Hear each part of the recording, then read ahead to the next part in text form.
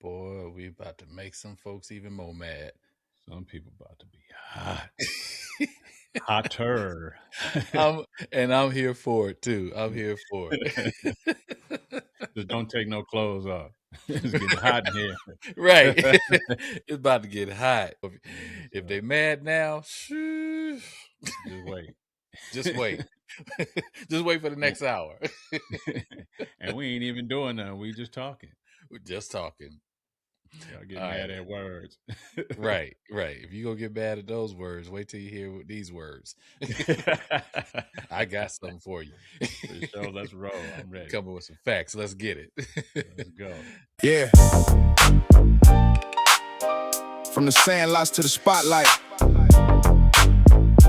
From the Negro leagues to the big leagues. This ain't just baseball. This history. This culture. This is stolen bases. Yeah. Save that first. Hey, what's good, family? Welcome to Stolen Bases, where the stories are rich, the history runs deep, and the culture always has a seat at the table. We're here to celebrate the past, challenge the present, and we're going to challenge the present today. That's for a fact. And inspire the future of Black baseball. So wherever you are, whether you're a lifelong fan or just discovering this game, hey, we want you to grab your glove, grab a chair, because around here we're stealing more than bases. We're reclaiming history. Let's go.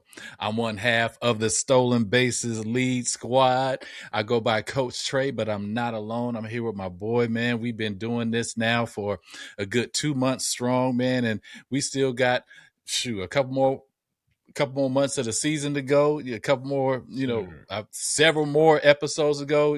I know this is episode 11, and most people they wrapping up their season around this time, but we got a lot more to talk about, and so I'm excited what we're going to talk about today. But I got to introduce my boy, my homie, my homeboy, my classmate, and you name it. We've been through it together for 30 plus years. My man, Johnnie King III. Tell the people what's good. What's up? What's good? Welcome to another episode of Stolen Bases Podcast. Let's get it. All right, man. So before you hit that record button, I said we're going to make some people mad today. Boy, hope y'all ready. Today, we are probably going to make somebody mad because you know what, man? They already mad. They are already mad. But, we going to get into that. I thought we start off on a bit of a light note. So we're going to start off with something that I hope that we can implement in every episode going forward. We're going to start off this episode with Squad Mail. And if you don't know about Squad Mail, family, this is where if you are a subscriber, a follower, and just somebody who engages with us here on the Stolen Bases podcast, instantly you become part of the squad, whether you agree with us on our takes or whether you don't, because this is a community we're building. You are drafted to this squad, and on this squad, ain't nobody getting cut. And so we appreciate everybody who engages with us, everybody who leaves comments, whether it's on YouTube, whether it's through our audio version of the podcast, or any of our social media posts as well. A lot of y'all have been commenting this week, and we're going to get into that in just a moment. But I just wanted to just highlight a few folks from the squad who have left us some comments, some things to talk about. So let's get into a little squad. I mean, we got to find a little intro for the squad mail eventually, but we go get into that soon. But let's get started. I got maybe about 3 or 4 members of the squad that I just wanted to highlight. One I want to save for later because it's so nostalgic. So I'm gonna just get into the first 3 that I have here. So the first one comes from Just Being Me, man, and we know her quite well. She was one of the winners of our first hat giveaway, and she has been locked into the Stolen Bases podcast, man. Yes, so shout out to you. Yes, man. She not only, was one of the first people to engage, man, but she, like, every episode I'm seeing her name pull up. Every episode, she's watching, she commenting on even on the TikTok posts and the social Mm-hmm. media posts. I mean, fully locked in. So we appreciate you so much, just being me. Yeah, just being me. So she left us a message on our last YouTube episode, and she says here, she said, "Wow, hearing you men discuss how baseball impacted your lives brought back memories of when I played softball as a young teen." She said, "First, it was my seventh grade teacher who took a personal one-on-one time with me to teach me how to swing the bat properly and hit the ball.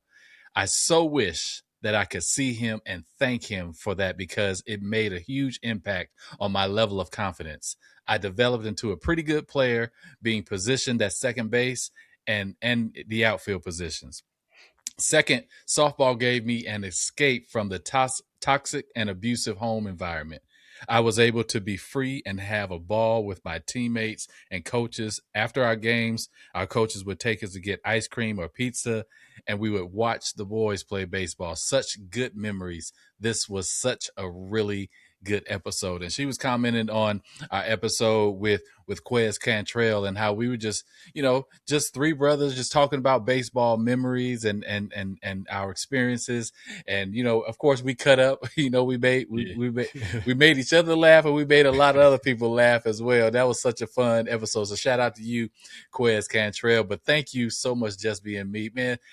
Com- Yeah. Comments like that, just bring back so many rich memories. And we were talking about our coaches and how they impact our lives. And so here's this woman, full grown woman, remembering her first coach and how not only did they help her, sharpen her skills, but also just because of the impact of helping her increase her confidence, like she said, man. So, man, this was such a good comment, man. I had to share it with our audience. Yeah, man. Thank you for the squad mail. Thank you for following and being locked in, just being me. These stories are inspiring to us because it reminds us that one, we're doing something positive and impacting people in a positive way, bringing back special memories, and then helping people remember how they were impacted and influenced in a positive nature. Centered around the sport of baseball. So I love these comments, and we look forward to many more, not only from just being me, but from all the other fans, and when I say fans, I don't mean fans of me and Montre, but the fans of Right, baseball right. who tune in to our podcast, who tune in to the Mm-hmm. Stolen Bases. We thank y'all for being part of this squad. And man, I love that comment. Yeah, me too, man. And speaking of, just other members of the squad, because there's definitely other members of the squad. I got That's also another. locked in. Yeah, that's also locked in. So I got another one from Reserved for You with Miss Gina. She commented on YouTube, and that's also the name of her YouTube channel. I went and checked out her channel, a great channel. She's Likewise. you got to check her out, man. She's giving some great content, focusing mainly on women, but for us as brothers, we need to tap in and tune in so that we could take notes, so Yeah. that we can know some of the things that women, especially those, who are entering, perimenopause or menopause, stage, she's talking about things like that, and just really, just speaking from her own experiences, Mhm. and also her experience and wisdom as a life coach. And she's also having some great guests on her show. So shout out to you, Miss Gina. Reserved for You, Miss Gina. She said this. She said, "This was really good. You guys are hilarious. I thoroughly enjoyed it. Y'all helped me get through my work day at home." That's what this is about. Man, We want I to help love you get hearing through. that. We can Yes, help somebody get through their work day. I mean, we all have jobs to do. And, if me and Coach Tre could be a part of helping you get through that day, that's why we're here. And it feels so indeed. good to hear someone that's locked in like that. She's not only been locked in through the podcast on YouTube, but she's locked in also on TikTok, also on our, Mm-hmm. Instagram. She is fully engaged and locked in. So very blessed and honored to have both of these two women, a few of the loyal and faithful Stolen Bases from day one, from episode one. You know, they Day both been ones for locked in sure. from Yeah. episode one, man. Like, so I love it. I love it so much. Yeah, I mean, and so our first two, man, were from the ladies, man. So I shout out to all the ladies who follow the Stolen Bases podcast. The level of support that we've gotten from the ladies, like I said a few episodes ago, fellas, we need y'all to step up. But ladies, we thank Man. y'all so much for the love and support. It's just something about women and how when you ask them to support, it's not they're not waiting. If they down with you, if they know you, whether they know you personally or not, they like, I got you. And I love that, especially about our Black women. They just have this level of sisterhood where they truly embody sisterhood and they support one another, and not only supporting one another, but also supporting us as Black men as well. So shout out to both of them, for just the support and love that they're showing our way. I got one more, man, and this is from I guess you could call a rookie on the squad. Yeah.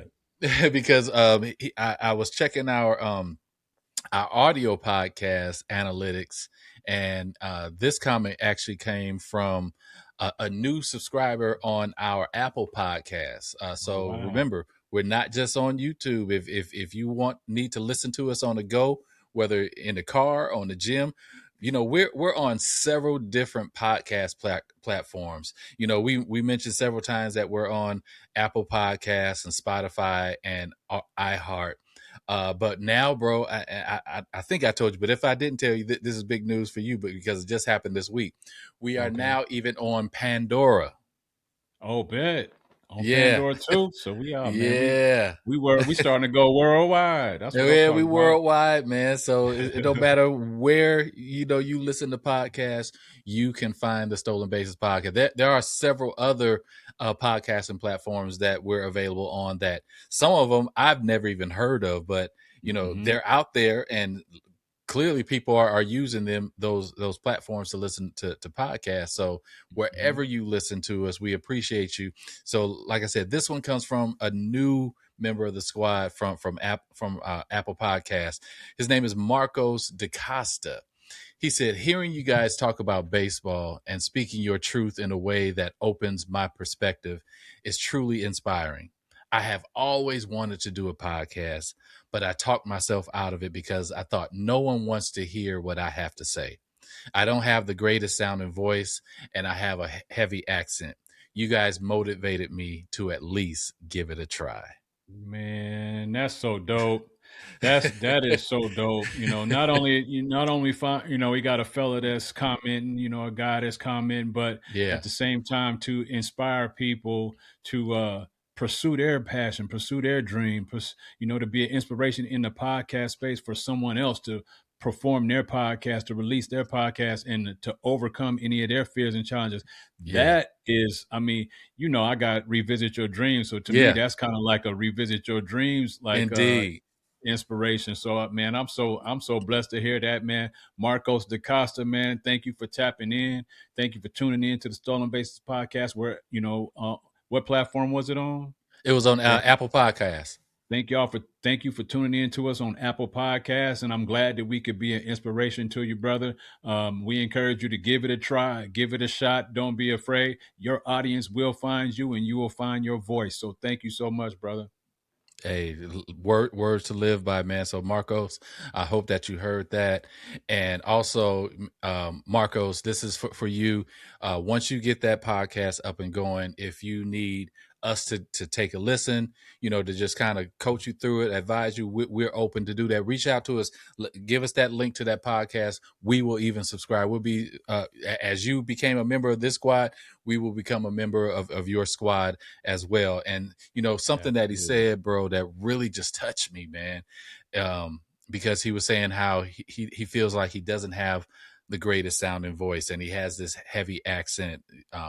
So I definitely, can relate to that, because like I think I said in our first episode, I was wanting to do a podcast like this for the longest, and I just kept putting it off till the time it was right. And I'm so grateful that the time was right for both of us to do this together.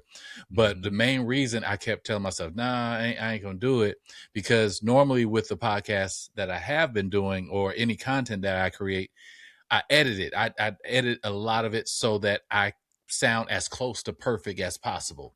But see, on the Stolen Bases podcast, you getting it raw, truly uncut. We're not doing a lot of editing here. As we talk, that's how you're going to get it. And something that I don't even know if people picked up on it. I know I pick up on it when I listen to the replays of our podcast, and I shake my head. I'm like, man, I got to do something about that. But and this is something I rarely disclose publicly, but I have a speech impediment. I've been stuttering my entire life, and many times when I talk, I don't like how I sound. I stuttered. I'm doing it now. I stutter too much, and I don't know if my point is getting across clearly. I don't know if people are making fun of me. I don't know if people even want to listen to me. And so I really put limits on myself, how I would put myself out there in podcasts, because of the speech impediment that I have. And so to you, Marcos, I had to find the courage to just do it anyway. And this goes back to what we were talking about a few episodes ago as well. Just show up. Just show up and be consistent, and good things will happen. So even though I have this speech impediment, and sometimes I will stumble over words, but I believe that my point is still getting across, and somebody needs to still hear my voice, whether it's on this mic for this podcast, my personal podcast that I'm relaunching, or whether I'm standing before people preaching the gospel. Somebody needs to hear my voice. Somebody needs to hear my experiences. And so, Marcos, for you, somebody out there is waiting to hear your experiences. Somebody is waiting to hear your voice. No matter how much of a heavy accent, somebody's going to relate to that. No matter how you may not like how you sound, somebody will embrace you, man. So do it anyway. Show up and doing it. It's a struggle for me still to this day. Before Johnny hits that record button every single time, I'm like, oh, more, come on, Tre, just get the words out.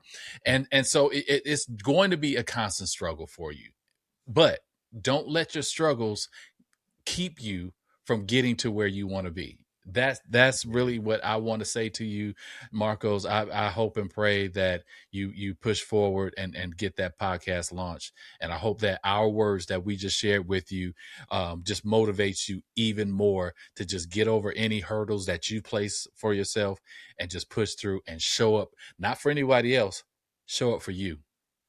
For you, man. Such a great word of encouragement. He said it at the end. Show up for you. You do it for yourself, and you'll be surprised how many people find your voice endearing to them, find your voice inspiring to them, find that there is a tribe of people that are just like you that also have had those same thoughts about struggling with their dialect, or how they sound, and also struggling with the idea of just getting started. And when you go ahead and do that, you don't realize how many people you're going to inspire. Whether they tell you or not, you're inspiring other people that understand that you may have this thing in the back of your head that has said, I don't know if I want to do it, but you still did it. That's so inspiring. It's inspiring even to me and to us who are somewhat experienced at this point, to keep going and doing what we're doing, because we got someone out there who we're inspiring. So, man, shout out to you, Marcos da Costa, man. Like he said, start that podcast, send us the links to the podcast. We will tap in, tune in, subscribe, and support you, my brother. For sure. Man, that was a good first squad mail. Yeah, man, I love that one. We got to keep doing that, man. We got to keep doing that. For sure. We most definitely will. But man, we're going to transition and really get into the heart of the matter of this episode, man. And you know what? When I created, our show notes, I was thinking, okay, what should the title of this episode be? And so I said, you know what? We go title it exactly how they're titling it. And so the title of this episode is, why y'all always got to talk about race? Race. Why y'all always talking about race? Why everything got to be about race all the time? Right, man. You I know don't what I'm know saying? how many times, not Y'all supposed to be just talking about sports. Why y'all keep right, talking about race? right. I don't want to hear nothing about no race. Let talk about baseball. Well, we're talking about baseball, but we're also going to talk about how race has played a factor in baseball. So the reason why we decided to do this episode was earlier this week, the week that we're currently recording this. I know this will come out a little bit later, but the week that we're recording this, bro, you sent me a message, because of course, I was on the road this week getting my daughter settled into college. Shout out to my baby girl Mo. She's starting her junior year at Cal State Northridge. So proud of you, Mo. baby girl. But you sent me a message, man, and said, "Yo, bro, I don't know if you saw what's going on our TikTok account." You said, I made a post and, we got a lot of comments, but unfortunately it's a lot of negative comments and some, are borderline racist comments. And you asked me to take a look. And so I took a look and I looked through the comments. I was like, yeah, this seems pretty familiar because if anybody follows me on TikTok, sometimes I can, talk about race a lot in some of my content, or I'll get a little political, but I'm speaking truth. Mm-hmm. Everything that I share can be backed up if you do the research. It can be backed up with documented facts. But the reason why we were getting all this hate or pushback is because you shared a post, or should I say a clip of our last episode with Cheats from Black Baseball Mixtape. Shout out to you, Cheats. And he said in this clip, basically, if black people stop showing up at football stadiums or at NBA arenas, those leagues would crumble. But when it comes to baseball, it'll be status quo, business as usual, because we're not showing up at baseball games. We're not there. There's been many times, I had to look throughout the crowd to find, another brown skin like myself. And so, when Cheat said that, I nodded my head in agreement because I knew it was more than just talking about the black people in the seats. Because I get it. Maybe we're only 15% of the demographic that's in the seats every Sunday. But when you go to any black, and any black household, you best believe that we're diehard NFL football fans of some team. And we spend money on every year on jerseys. We're buying the NFL Sunday ticket package. We're going to games. We're tailgating. So and if you know anything about business, if any corporation suddenly loses, if we are 15% of the demographic, any corporation that loses 15% is going to panic. Oh yeah, it's going to impact their bottom line. Most of the time, that's most corporations' profit margin is 12 to 15%. Yes. And so if we did step away from the NFL or NBA, you would see an urgent response to bring us back.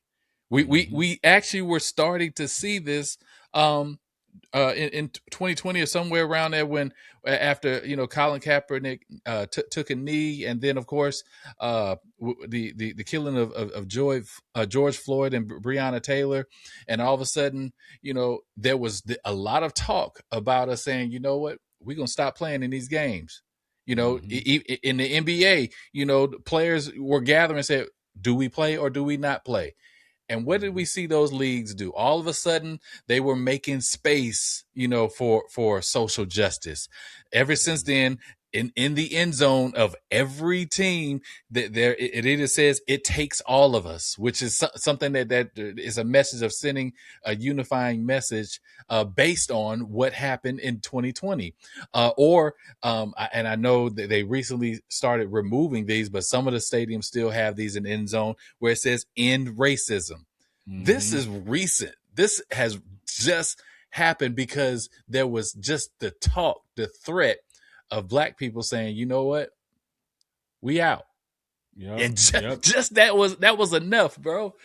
And to think that, you know, with some of the comments based on that TikTok, you know, post, you know, they're completely ignoring the impact that Black people have in sports in general. You know, even on the back of football helmets, they got a little strip on the back of the helmet. Mm-hmm. Now it says equality, end Yes. racism, Mm-hmm. you know, fight for justice, all types of messages that are unifying messages, and racially unifying messages, you know, because why do you think they're doing that? Why do you think it's all across the league? Why do you think it's on every helmet? Why do you think every team has it has it written on the end zone, the back line of the end zone? Because they realize that it has an impact if any of us stop showing up. They realize that. Not only that, you know, the players themselves feel it, you know, when they know fans feel like that, like, we don't care about y'all being here. Okay, then the players, that's why people started kneeling. That's why, you know, all of a sudden you start seeing people saying, hey, I don't know if I can keep standing for this. You know, and when the players start doing that, it's reflective of the fans and it's reflective of the people coming to the stadiums and their experiences, because they are human beings too. The players are human beings too. And none of these organizations want to see their athletes sit out games, hold out for the season, you know, protest or have lockouts because they refuse to play because of inequality.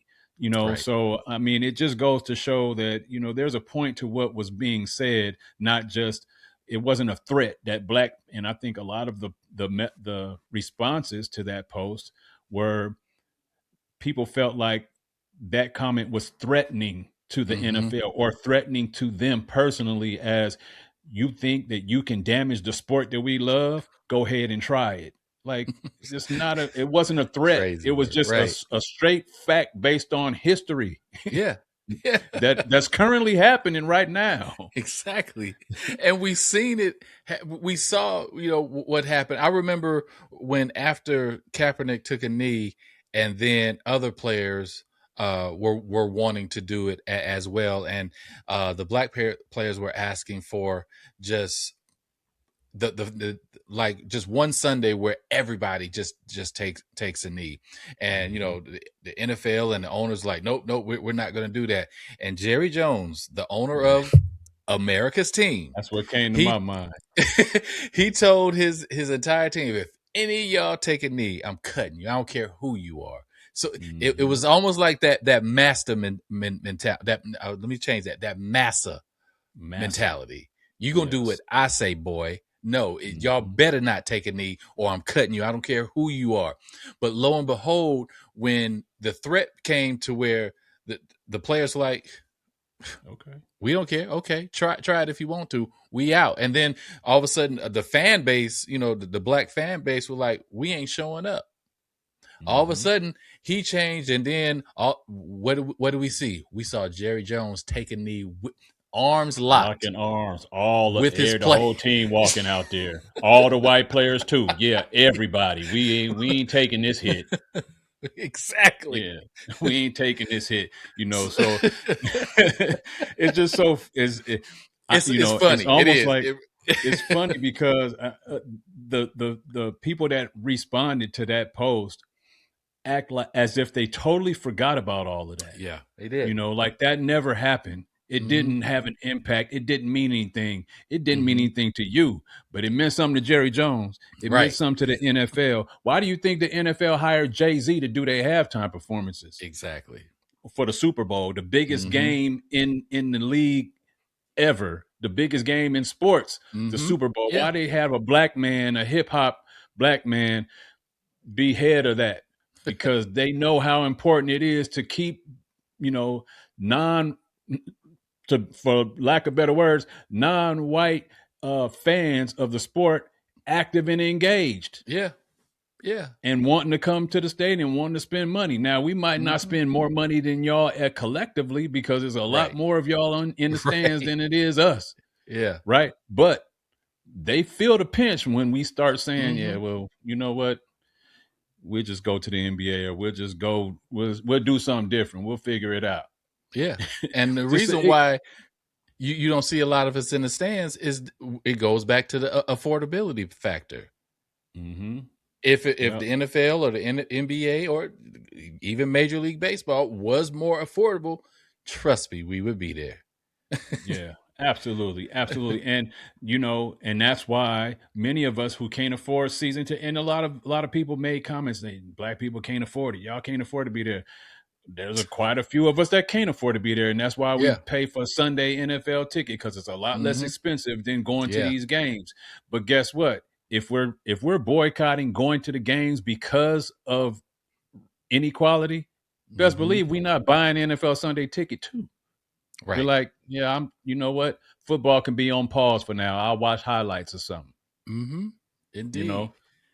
Man, but just some of the comments that we got, man, we tapped into a couple of them, but I just want to hit on a couple. I highlighted a couple that I thought we should hit on and give a response. Instead of because it was what over 1,000 comments is something crazy like that. Well, the views for that post right now are over 10,500, like 10.5K, and the comments is over 250 comments at this point. Wow. See, and so some of them that we saw, of course, like the title of this episode, why does everything have to be about race? And here's my response: why does everything have to be about race? Because it's always been that way. Since 1619, it's always been about race. So you cannot be mad at us for bringing race into the subject matter or making race an issue. Not saying that we do it in everything, but when situations arise, when we bring up race, that's why I don't like that phrase, pulling the race card. No, we're going to talk about race because it's always been a factor in everything in this country. When it came to the formation of this country, let's go to all the way across the water, get these Black people, bring them over here and make them and control them and make them build this country. Once that time was over with, now we're going to make it about race, that we can't allow them to get powerful. We can't allow them to get united. We can't allow them to get well-paying jobs. We're going to keep them out of school. We're going to keep them away from jobs. We're going to make sure that, we're going to keep you in the field. And even though you're working our fields, you're only going to get pennies on the dollar for the work that you do, because that's the history of sharecropping. And I have a family history of great grandparents who were sharecroppers. And so it's always been about race. It's not that we want to make it about race. I wish that we didn't have to. But because since the inception of this country, it's been about race. It's always been about race. And for the foreseeable future, it's going to be about race. I don't think we can avoid it. No, we cannot. We can't avoid it, because we live in a country that, continues to show that race is a huge factor in how it operates. Mm-hmm. The laws, the redlining, the redistricting, all that, all of those things that continue to shape this country in a racial divide are a part. They permeate sports too. Mm-hmm. And so as a people who care about all of these things, who care about sports, who are significantly, Black people are, as athletes, are interlocked in the sports history. There's no sport, well, I won't say none. maybe some of the winter sports, because we don't like the cold that much. You don't see too many of us competing in winter sports. We had to But be raised in like Canada or something. for real, yeah, we ain't from America if we in winter sports, most of us. Right. You know what I'm saying? But outside of winter sports, Winter Olympics, Black people are intricately a part of the fabric of sports, whether Mhm. you like it or not, whether you want to admit it or not. Look it up. Like, Yeah. every documentary you watch on baseball, on football, on track and field, on golf, on tennis, on swimming, there's a history that traces back to someone who looks like us, who was great and dominant in the sport at some point, and in most of those sports still are, or hold the highest records in those Yep. sports, even if we're not currently participating in it. Mm-hmm. That's just the nature of it. So to deny our desire to be treated equally and to have these conversations is a complete denial of the whole history of the sport and the history of America. Mm-hmm. Absolutely, man. Well said. Well said.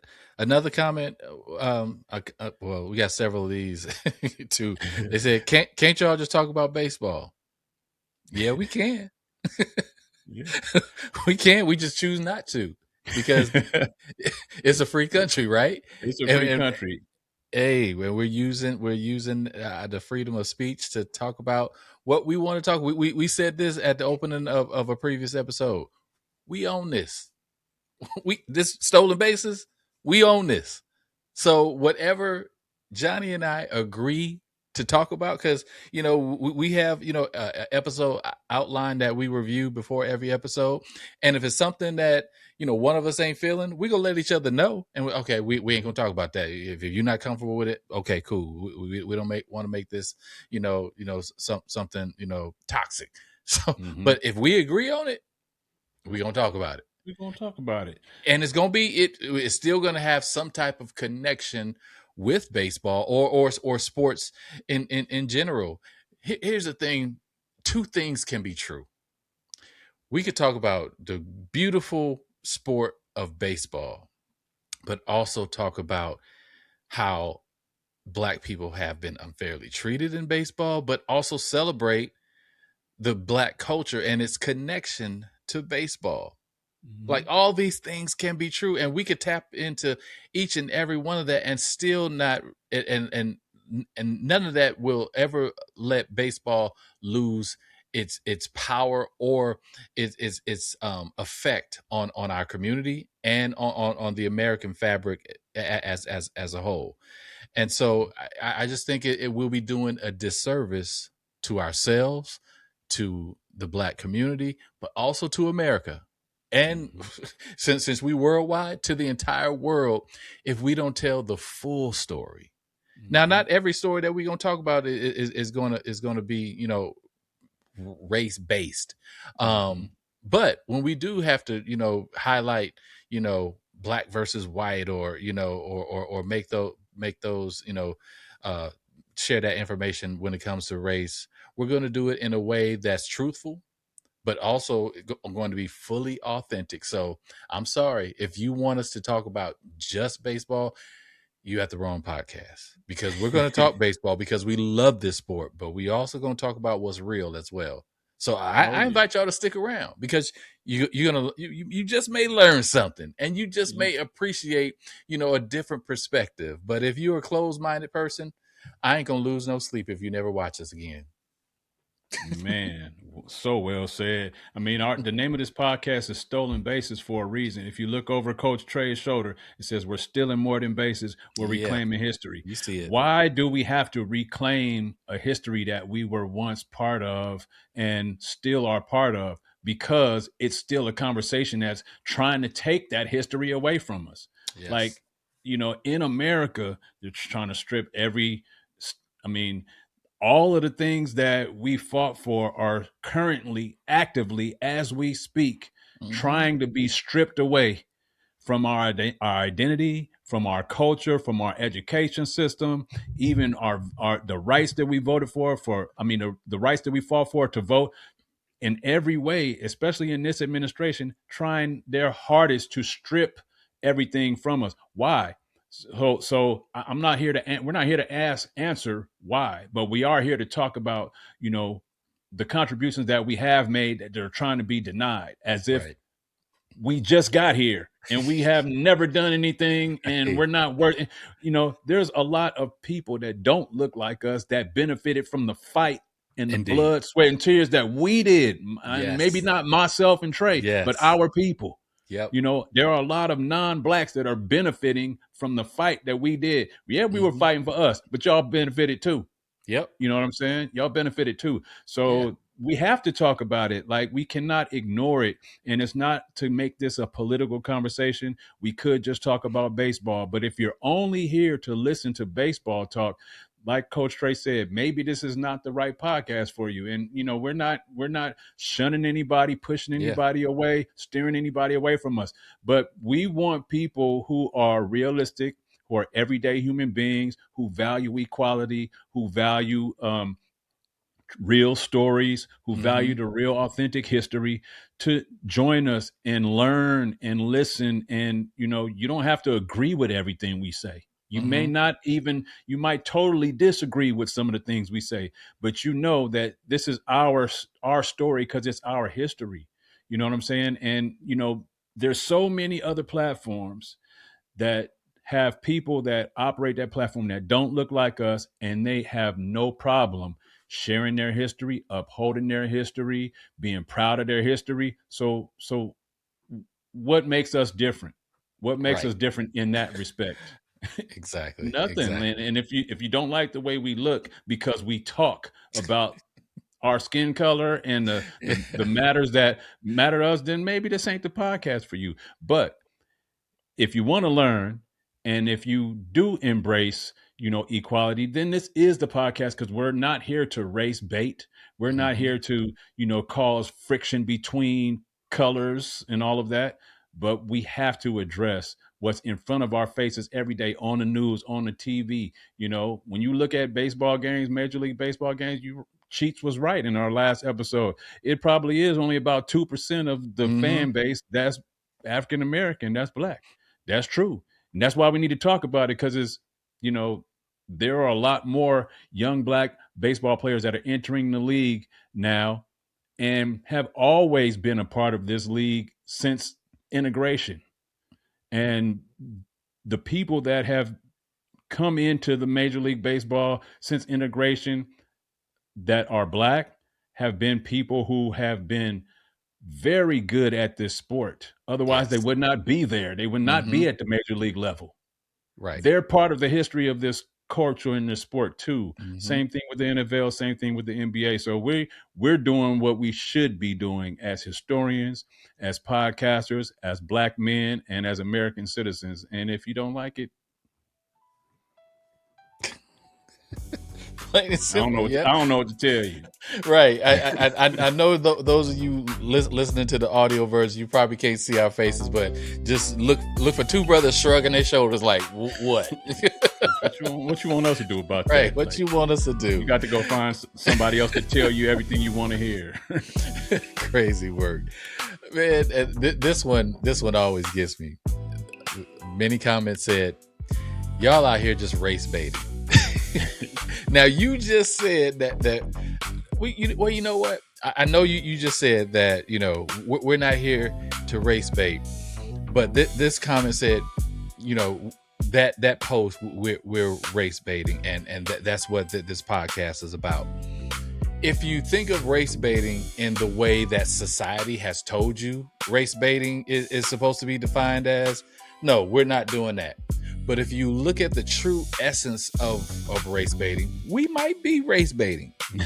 I want y'all to hear me out, because through race baiting, I hope that by us talking about race, that we do pull you in, that we use that as bait to pull you in, so that it broadens your perspective, so that now you don't think that all black people are criminals, all black people are lazy, or all black people are this or that, or whatever, because that's what society has fed you.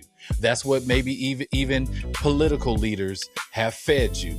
You've been sitting there watching Fox News, and this is what they have fed you about black people. But maybe by us talking about race, that it does pull you in, like bait.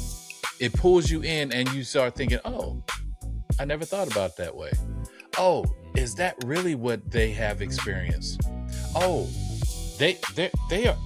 I'm looking at two college-educated black men. Oh." So I hope that by us talking about race, that it does bring you in and broadens your perspective, so that your next interaction with a man of color, black, Hispanic, doesn't matter, that you go in without any preconceived notions that they are beneath you or less than, and that you just see them as a human being. So if you think of race baiting like that, guilty as charged. Guilty as charged. I think some people think race baiting. I love the way you explain that. Some people, look at race baiting as an attack, as a fight starter. Y'all starting fights. Because I make a statement that has some racial connotations to it, doesn't mean that I intend to be a threat, or doesn't mean I intend to fight with someone. It just means that I'm making a statement to expose something that is really happening, or to open a conversation to have more dialogue about it. And that's what Coach Tre is explaining right now. So if you want to look at race baiting as that, then yeah, we're race baiting. We want to pull you into these stories. And that clip that was on TikTok, me, not Coach Tre, I edited that clip. So I'm the one that typed black sports fan on the screen. Black sports fans on the screen. Okay. Because, hey, I knew immediately some black fans are going to watch that, and some non-black fans going to watch that. I knew that clip was going to build some conversation. Now, it might not be, all of those people might not come to the podcast and watch the podcast, but now when they see those faces, when they see our faces again, when they see more clips with a similar connotation, they might be like, here they go again. But the next time, let me go into the podcast and listen. Now, not for our purpose, not to listen, not just to build our podcast, because we're reclaiming history here, not just our history, but your history too, even if you're non-black. Because if you live in America, if you love sports, the sport that you love, our history is a part of it, whether you like it or not. Yeah, absolutely. And if you're a real human being and a good, a citizen who loves people in general, then it should not be offensive to you that we having this conversation. Shouldn't be offensive. It should be an opportunity to learn and to embrace something that you don't know much about. Maybe you find that you've just been defiant against these concepts and ideas because everybody else around you is, or because that's what the media pushes, or because maybe that's how your family raised you. But that doesn't mean that that's, a solid foundation to stand upon when you're trying to live in an equal society. And, it's unfortunate that everybody doesn't see things equally and don't want them to be equal. So everything you say appears as a negative, and race baiting and all of that. But yeah, we baiting you a little bit. Yeah. If you hear, we baited you. Yep. If you got this far, we 47 minutes into this? Yeah, we got you. Hook, line, and sinker. Look, you might not come back, but you know why you was here in the first place. Exactly, man. And a lot of people, whether it was in this post, and I've seen it in some of the stolen bases posts that I've made personally. Just calling this a racist podcast. I couldn't help but laugh, but they call this a racist podcast, and me. I'm so glad, my parents used to make me read the dictionary as just in leisure time, like find 5 words that you don't know and memorize the definition. And so I grew up doing that. So now I have this true, foundation that words matter. and the understanding of words matter. So by you calling this a racist podcast, I said, okay, I know I've done this before, but I want to make sure that our audience understands what that word means, because I think a lot of people truly don't know the definition of racist. And so if they say, "Oh, you're calling me a racist," I'm not racist. It's probably because you don't understand what the word means. You just think that it means that you hate people based on the color of their skin. No, that's just being hateful. That's just being evil. But the true, and so I want to give our audience, no matter what color you are, I want you to leave here with nothing else. I want you to leave here with an understanding of the true definition. This has come from the Merriam-Webster. All of us grew up with the Webster Dictionary. So this comes from Webster's Dictionary.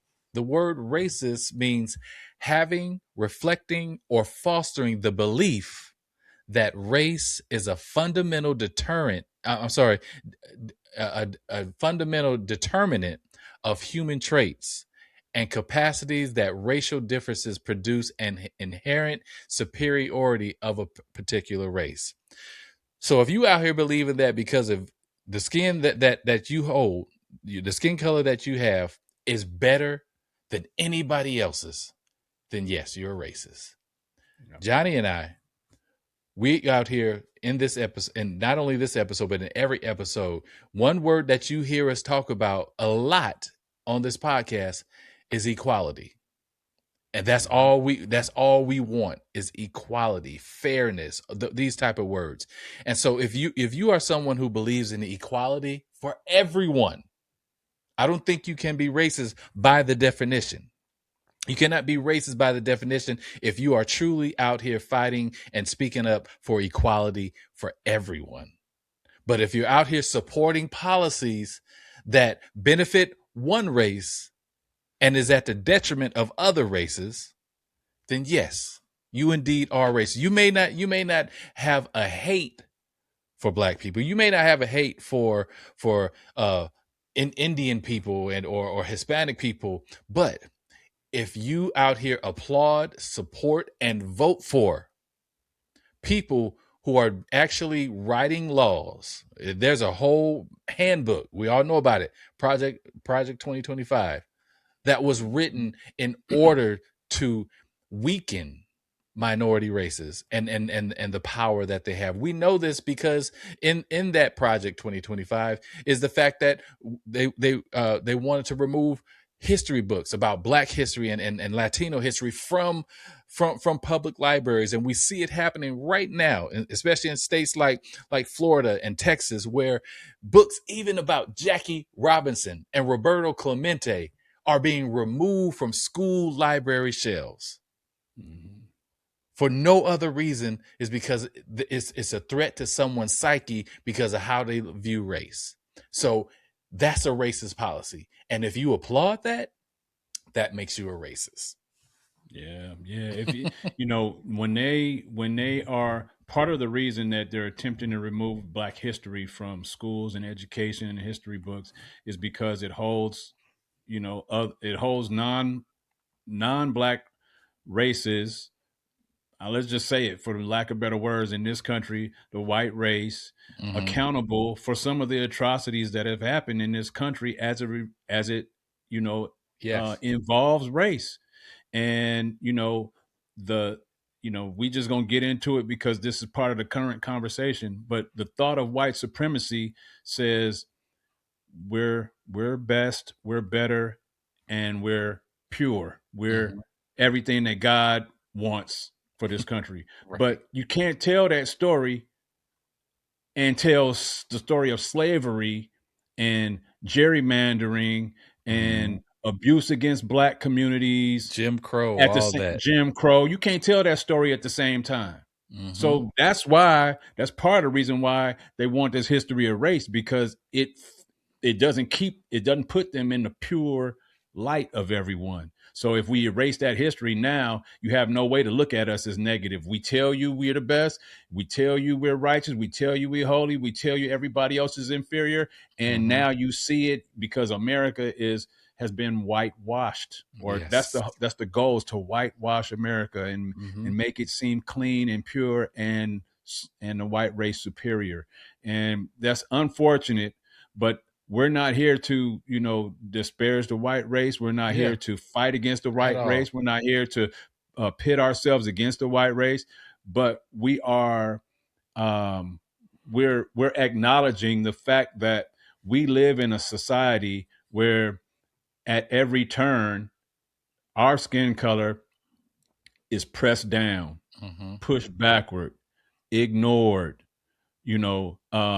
even locked up, incarcerated. I mean, at every turn, Yeah, yeah, at every turn, I mean, it's just, I don't know. I'm gonna let you get back on it, Trey, but yeah. I think that, when we're talking about reclaiming history, part of our history is everything that's happened in America up until this Indeed. point. Yeah, Everything, not everything. just all the good stuff that the white race did, Mm-hmm. but everything, including the Everything. good stuff that black people did that Yes. helped the Mm-hmm. white race. Mm-hmm. Hell, if it Black wasn't for history us, is American history. man, who built the White House? Come on.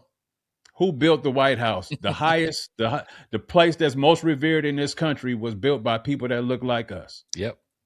So, you know, it's hard to deny our existence in this country, and it's hard to accept the fact that only one race in this country is important. Yeah. So we have to talk about it, and that's Mm-hmm. all. That's what Stolen Base is about. Yep. There was a history that's being stolen, and we're reclaiming it. Indeed, bro. One last comment I wanna I wanna bring up. Somebody said, "Why don't you talk about the great white players too?" You ain't listening. Clearly, You just ain't you listening. you have not listened to one episode of the Stolen Bases podcast, because I believe on every episode we have celebrated the career of some white player. I mean, Absolutely. how long did we talk about, and how long are we still using that those two words, show up? We got that from talking about Cal Ripken on this Mm-hmm. podcast. And so Mm-hmm. Cal Ripken has always been, like we talk about, one of our favorite players. How many times have we talked about the great big unit Randy Johnson and so Mm-hmm. many other white players? Yeah, this is a podcast that celebrates black baseball, but let's be real about it. We cannot have black baseball without also having white players, because there was either, like we talk about, how as much as we love Barry Bonds, we couldn't have Mm-hmm. that great moment of him talking about his great matchup against who, the great Greg Greg Maddux. Maddux. Yep. Greg Maddux. So the two things can be true again, and so yeah, we can celebrate the black players, but we can also, there is still enough love in us to still honor and celebrate white players along the way as well. Exactly. And you know what? It's not like it has to be equal on both sides, meaning if you're going to talk 30 minutes about black players and you got to talk for 30 minutes about white players. That's not how America exists, and that's not how representation exists. Yeah. When you are representing your political affiliation, you're representing those who think like you, who live like you, who want the same things you want. And a lot of times those political affiliations are racially biased. Mm-hmm. And so you have to look at yourself in the mirror and say, am I holding up a standard of equality, or am I holding up a standard of racial bias because of the race that I am, that I enjoy being part of, and the benefits that I get from it? Mm-hmm. We have to continue to fight for our people. We have to continue to educate even our own kind. Oh, yes. Here's another. The main reason why we started this podcast, the main reason is there are a lot of people that look like us that don't know our history because y'all keep trying to whitewash it. Yes. Somebody got to tell it. Yes. Absolutely. You know what I'm saying? Man, that's a great segue into our next topic. It just, about race just being always a part of the game of baseball. And part of, like you said, one of the main reasons we decided to do this podcast was to educate our own about the rich history. Like I know a lot of Black baseball history has been whitewashed, or it's been, been narrated by someone not looking like us, and so we're not getting the full story. And so when we talk about Moses Fleetwood Walker, I've had so many people say, I didn't know that.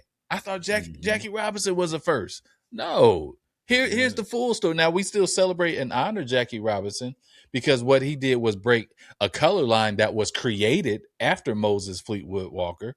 But that doesn't mean that we should, bury the legacy and the history of Moses Fleetwood Walker for actually being the first Black Major League Baseball player. And Absolutely. so that just goes into, what we've been saying, that this game of baseball has truly been about race from the beginning. Because if it was never about race, when Moses Fleetwood Walker was playing, they would have never kicked him out and said, no more Black people. Yep. For what was it, like 60 plus years? Like, that would have never happened if it was never about race. So integration also wouldn't have happened if it was never about race. They still, to this day, every single season, celebrate Jackie Robinson Day. Mm-hmm. They still, to this day. Why do they do that? It ain't because Jackie Robinson was white. Right. Exactly. And it ain't because he was already in the league. Yeah. He didn't get drafted out of college, come into Major League Baseball like that. Yeah. There's a reason why there's not a Babe Ruth Day. Exactly. Right. Why ain't no Babe Ruth Day, no Ty Cobb Day, why, Teddy Williams Day? And those are all great players. Players. Don't get us wrong. We're not disparaging them as players and their contributions to the sport. Mm-hmm. But there's a reason why there is a Jackie Robinson Day and there is not days for those, because it's about race. Mm-hmm. It has always been about race. There's also a reason why Satchel Paige and some of the other great Josh Gibson, great Negro League players, all of a sudden in the last couple years have been inducted into the Major League Baseball Hall of Fame. Why were they kept out to begin with? They were great. Yes. Why were they kept out to begin with? Yeah. So, this sport and these conversations are centered around advancing the thought process of Blacks in the sport of baseball, not exploiting it in a way that says that all that matters are the Black people. No, that's not what this podcast is about. No, we talk about everybody and every race. Hell, we talk about Latin players, right? We talk about Puerto Rican, Dominican, Asian, Japanese, Shohei Ohtani. We talk about everybody on this podcast. I'm thinking back to the question we asked Quez Cantrell about who he would have at his picnic table. That was the most diverse picnic table. So we love everybody. I just knew he was going to bring up about 5 or 6 Black people, and he brought up Adrian Beltre and Randy Johnson. Yeah. And, who else did he say? I know he put Griffey on there. Andres Galarraga. Come on, man. But that just inclusive. And so it just goes back to, if race really didn't matter in baseball, not just in baseball, but if race really didn't matter in sports, there wouldn't have been a color barrier, because every major sport had a color barrier at one time or another. There wouldn't have been a Negro leagues if race didn't matter. We just talked about Jackie Robinson. There wouldn't have been a need to break a color barrier if race didn't matter, and Black players wouldn't have been excluded from organized sports. There wouldn't have been a need for, like we've talked about several times on this podcast, the Black Fives in the NBA.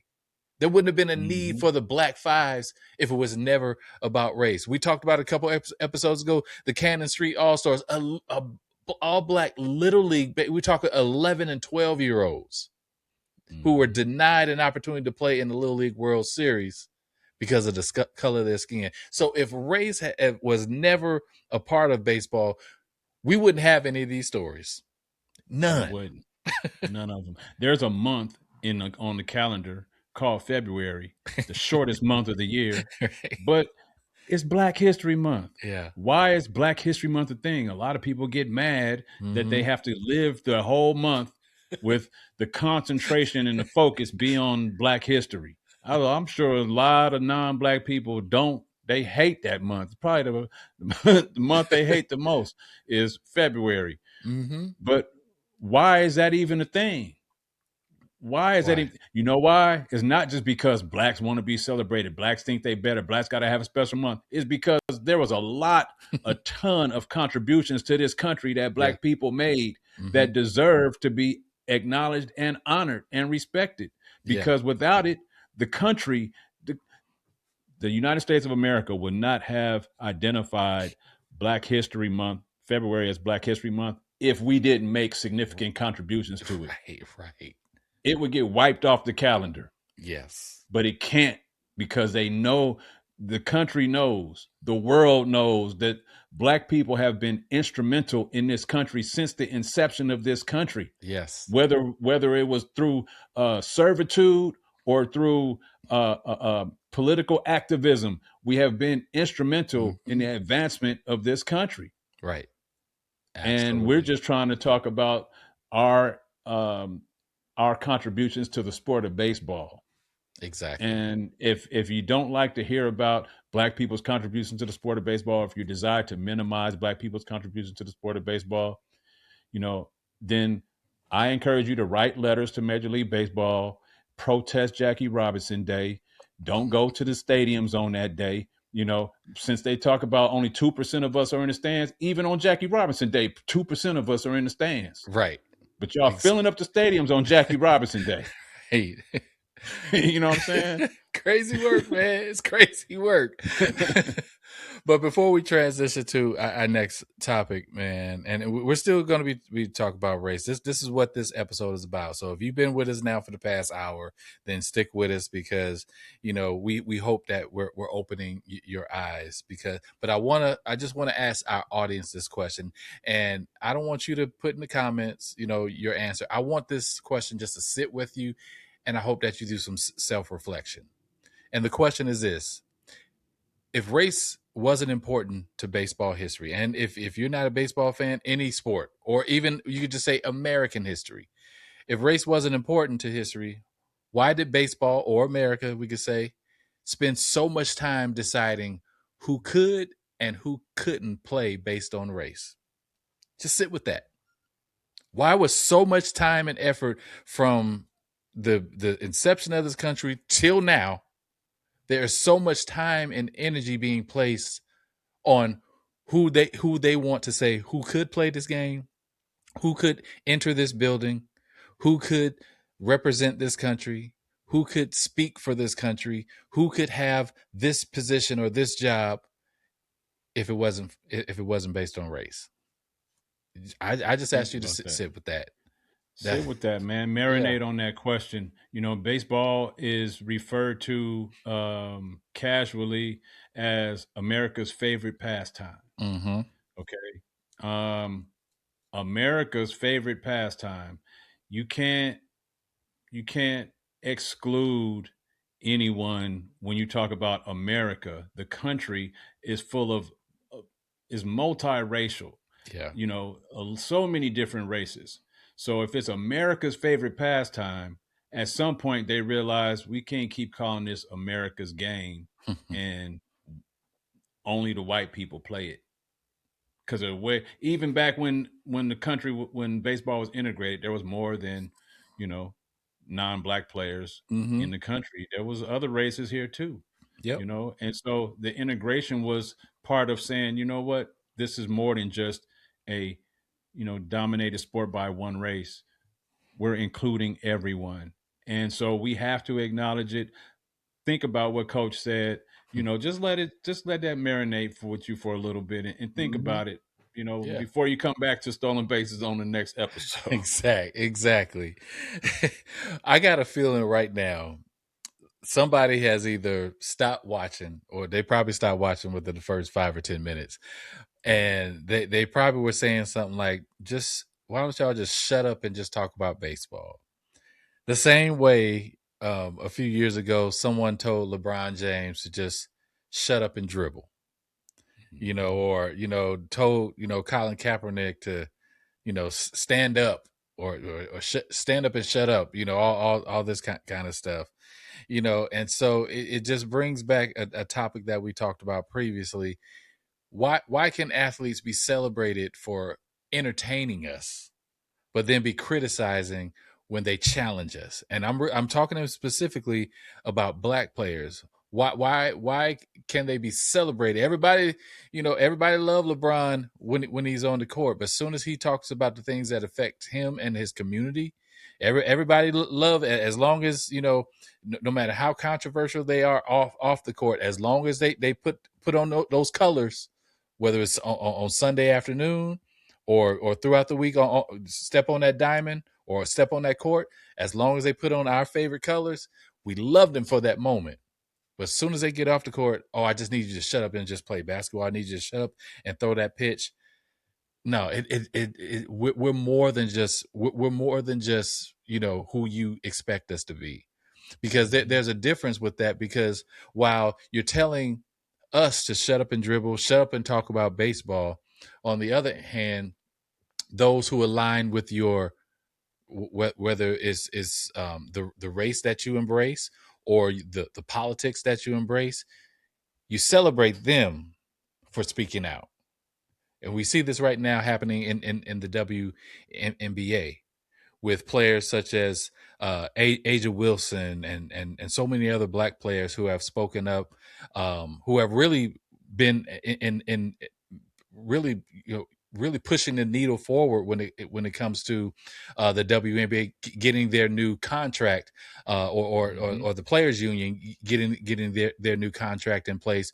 Now players are making $1 million in the WNBA. That was led by black women, and so, but now, because they have made that historical moment happen, and now they're saying, hey, but we also got to talk about this other stuff.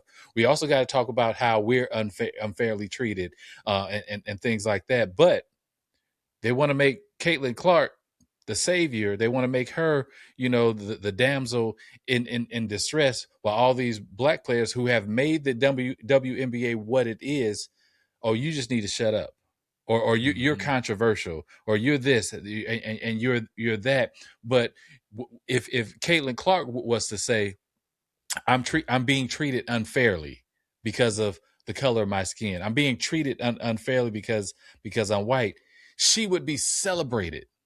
And they would, and they really are doing it now. They would create laws to protect her, and criminalize some of these black players. I even heard the Florida Attorney General say that that if it happens in his state, I'm so glad there's not a WNBA team in his state. Sure. Yeah. But he would file charges, that he thinks that criminal charges should be filed against these players who commit a foul against Caitlin Clark. I'm like, wait, what? Like, what are we doing? Where's your brain at? Where's your brain at? And so I bring that up, man, not to drive this wedge between black players and white players, or black people and white people, but here's the important thing that we need to remember, is that you can be a Caitlin Clark fan without being anti-black. Mm-hmm. Hello. I'll say it again. You can be a Caitlin Clark fan without being anti-black. And for my brothers and sisters out there, you can support the black WNBA players. You can support, any player that looks like you in the WNBA without being anti-Caitlin Clark. Because like we said, Caitlin Clark is a phenomenal player. She is a great player. She deserves to be where she is. And so by celebrating her doesn't mean that I'm anti-black or I'm out here sounding like Officer Tatum or Stephen A. Smith. Yeah. I had to throw that jab out there. That's going to be a whole nother episode. Yeah, that got to be one coming up soon. But It's two it's people things, on both sides of the fence, both that's sides, going to agree man. with us on that one. Right, right. Exactly. I got some love for the white people on that one. For real, for real. But no, but for real, two things just can truly be true. And so I think that's where we need to make sure that we find the common ground. Is that just because I'm pro these black players doesn't mean that I'm anti this white player. Yeah. But because it feeds into the media's, it really feeds into getting eyes on their networks or on their platforms or their podcasts. They're going to continue to send that message out there. And all of a sudden it drives that wedge. And I'm hoping that, that statement would just bring people closer together. Like, you know what, that makes sense. Like, I don't have to hate Caitlin Clark because I'm a Angel Reese fan. Or I don't have to hate Angel Reese. It's been that way since these girls were in college, that you celebrated one, but you had to hate the other. Pick a side. You had to pick a side, and it shouldn't be that way, man. It shouldn't be that way in no way. You don't have to pick a side, and in fact, especially in the WNBA. But this is the WNBA. We're talking about it because it's a reflection of the entire body of sports, major sports programs. Okay. When Asia Wilson and Nafisa Collier and Nneka Ogwumike, those are all black players that fought heavily for increasing the wages in the WNBA for all players, not just black players. Caitlin Clark benefited from it too. Paige Becker's benefited from it too. Indeed. Bridget Carlton, all of those, any white player you could think of, they all benefited from, and it wasn't like there are no white players that fought for it, but the leading voices in that fight were black. Yep. And they pushed the narrative so hard that they forced the league. Got to give a shout out to Breonna Stewart as well, because she's a white player, but she was also heavily behind it, trying to present to the WNBA that we are all equally based in this sport, and we should all be compensated for what we do, not in just as black or white players, but as females, because there's a whole nother demographic of bias there when you talk about sports, how males are treated and their sports are respected versus how females are treated and their sports are respected. So the fight for equality is across the board, not just color lines. Exactly. And all players of every color, every nationality, every race. And I love the WNBA because you got players you got them in the NBA too, but there's a lot more diversity in the WNBA, I believe, than it is in the NBA. You get players from every country that you could think of in the WNBA. Oh yeah. They're going to find the best talent from all around the world. And these statements that we're making, like he said, you don't have to be anti Caitlin Clark. You don't have to be anti Angel Reese. Just support the fact that there's a league out there that's embracing all sports, all women, all races, all ethnic, gender classifications, however you want to, classify yourself, whatever you identify as, the WNBA is embracing it. Yeah. And honestly, man, here's where and we're going to move on to our next topic in a second, but here's where I applaud the work that the women in the WNBA have done, because of the work that they've put in and the sacrifice they made, because they were dead set on like sitting out the season. They were like, we ain't playing. And we're good. They started a whole nother league. We could start it. They started a whole nother league. That part. They started a whole nother league. And kept it going too. And it was like the new league we started, we still gonna do that one too. Can you imagine? And this is not even where I was going, but now that you done brought that up, can you imagine if the NBA players did that, saying, you know what? Because who is it? No, Major League Baseball is about to enter a new, go into talks. And so the 2027 season is in jeopardy because of the collective bargaining agreement expires. Can you imagine if players in the major, not even based on color, but just players side, let's create our own league. And then even when we come back to Major League Baseball in the off season, we still got this other league that we can make money on, and it goes directly into our pocket. Can you imagine if the NBA did that? And that you knew that there was another league during the off season where players can have the option to play. They're not forced to, but have the option to play, to get in that work during the off season and make money at the same time. Can you imagine what would happen? So I really think that the WNBA women are trailblazers in showing the power, the collective power that the players have. And because of that, we now have a women's professional baseball team. We have a women's professional softball team. I don't think you would have either of those leagues if it wasn't for the success and the power that has been created by the women of the WNBA. You wouldn't have it. Totally agree.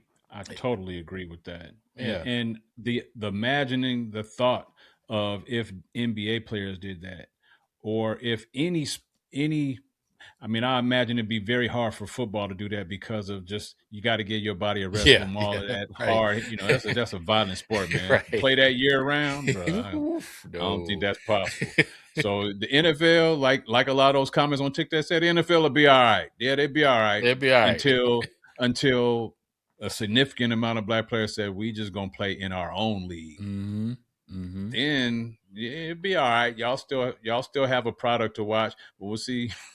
I hate to say it like this, but I don't know how long you're going to be interested in watching it when the players that you really like to see, all the exciting, not that there aren't any great white players, but a lot of the skill positions, just being honest, a lot of the skill position, running backs, some quarterbacks, wide receivers, those skilled corners and safeties that make these big pick sixes, interception, and run them back. Most of those plays, 90% of those plays are black people. Yep. And those are the plays y'all standing up cheering for, that put points on the board, celebrating. Those are the plays that create end zone celebrations and all of that. That's it. Now, imagine if that disappeared from the NFL. Yeah, y'all still go support your own and watch your own, but it wouldn't be as exciting, and you'd be paying higher prices to see kind of a little bit more of a watered down product. Ask any of the NFL players. I know y'all fans feel one way, but ask NFL players if they don't want to see black players or black fans in the stands no more. I guarantee you they feel totally different from most of you fans. Indeed. Yeah, that's it.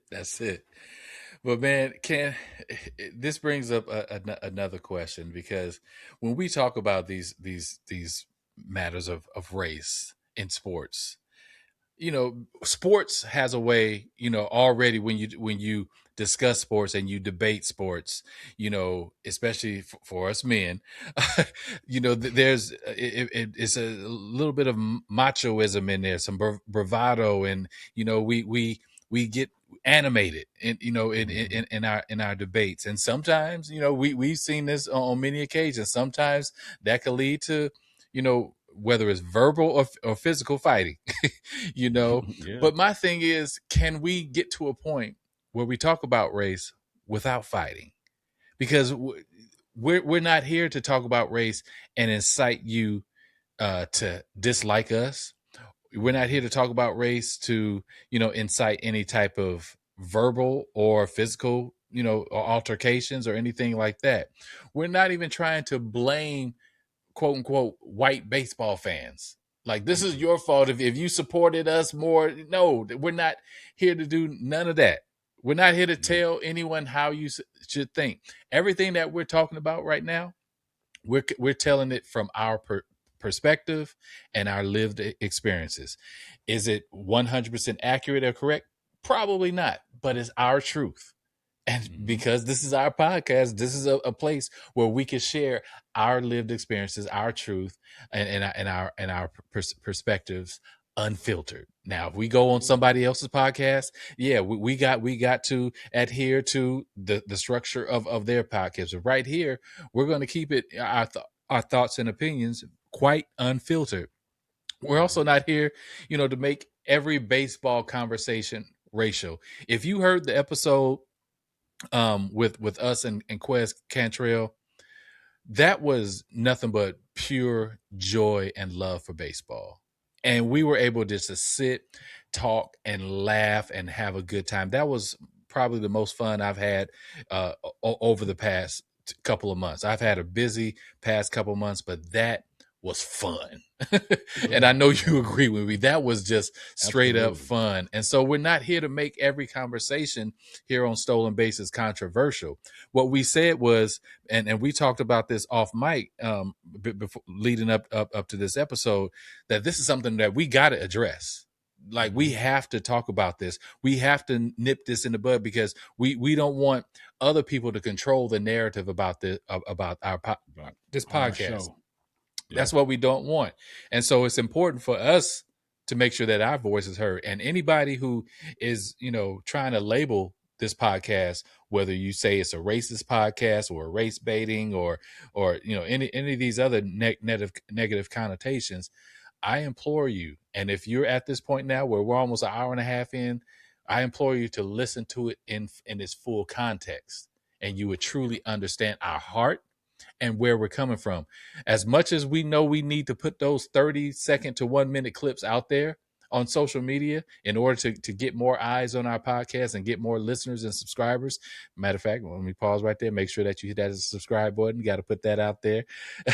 But as much as we know that that's necessary, we would much prefer that it leads people to go and listen to get full context, because a 30-second clip will never give you full context of the subject matter that we were talking about. Yeah, Cheat said that, if black people left the NFL games or NBA games, the leagues would panic and crumble. But if you listen to the full context of the conversation, you would truly understand what that statement meant and how he came to that fact, his personal truth. And yes, we agreed with him, but you have to listen for full context. But I just wanted to tell people what we are trying to do here on the Stolen Bases podcast. Number one, we want to tell the complete story, not just the story, the complete story. Yeah, because it makes if we were just to say, "Oh, Jackie Robinson broke the color barrier," oh, that's so great and wonderful and nice. But what good is telling that story if we don't tell the complete story? How did he get there? Why was there even a color barrier to begin with? Mm-hmm.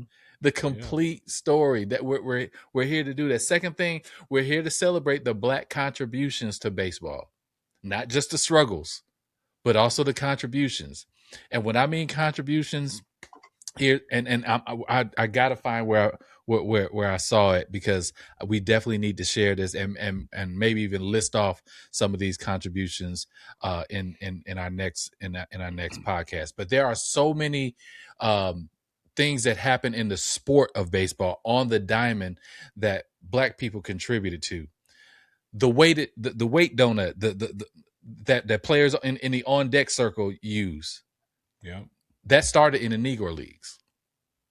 Yeah. like before that, yeah, you would have players like maybe hold two bats in their hand to warm up, but that weighted donut, that started in the Negro leagues.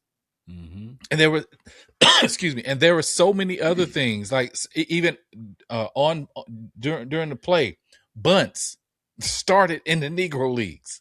Yep. Like so many different things that are just everyday part of baseball culture started in the Negro leagues. And so we want to make sure that people are aware of these wonderful and beautiful contributions by Black culture to baseball. Because like we said in a previous episode, we've been here. We've always been here when it comes to baseball, and we're not going anywhere. And so we just want to celebrate these contributions. Another thing that we want to do, we want to have honest conversations. We want to have honest conversations about race, about Black identity, and the struggles and the victories of our presence in Black baseball. And lastly, this is a place that we just want to create dialogue. That's why we encourage y'all to put something in the comments, whether you agree or not. And we know hundreds of y'all disagree with us this past week, and that is okay. It is truly okay. We may not be able to respond to everyone, but just know that we hear you. And one thing that we both do, we hear you and we do self-reflection. Well, is there any truth to what they're saying? Maybe I should reflect on that. Maybe I should think about that a little bit deeper. Maybe I should do some research and not just rely on, my feelings or the way that I was raised, to view the world. Let me do some self-reflection. And we invite you to do the same. Do some self-reflection. Like everything that we're talking about in this episode, I hope that you just go back and just sit with this for a moment and do some self-reflection. Well, maybe, you know what? Maybe race is an issue, or maybe it has always been about race. And I shouldn't use that term that Black people always bringing up race. Maybe because this country has always made it about race. We just want to invite you to do some self-reflection. I'm going to, because as I go back, I'm going to listen to this episode and I'm gonna say, you know what, is there anything that is non-factual? I want to make sure that I check myself and come back, and because I hold myself accountable, I want to come back and correct myself in those situations. So that's what we're here for. We're not here to disagree with people.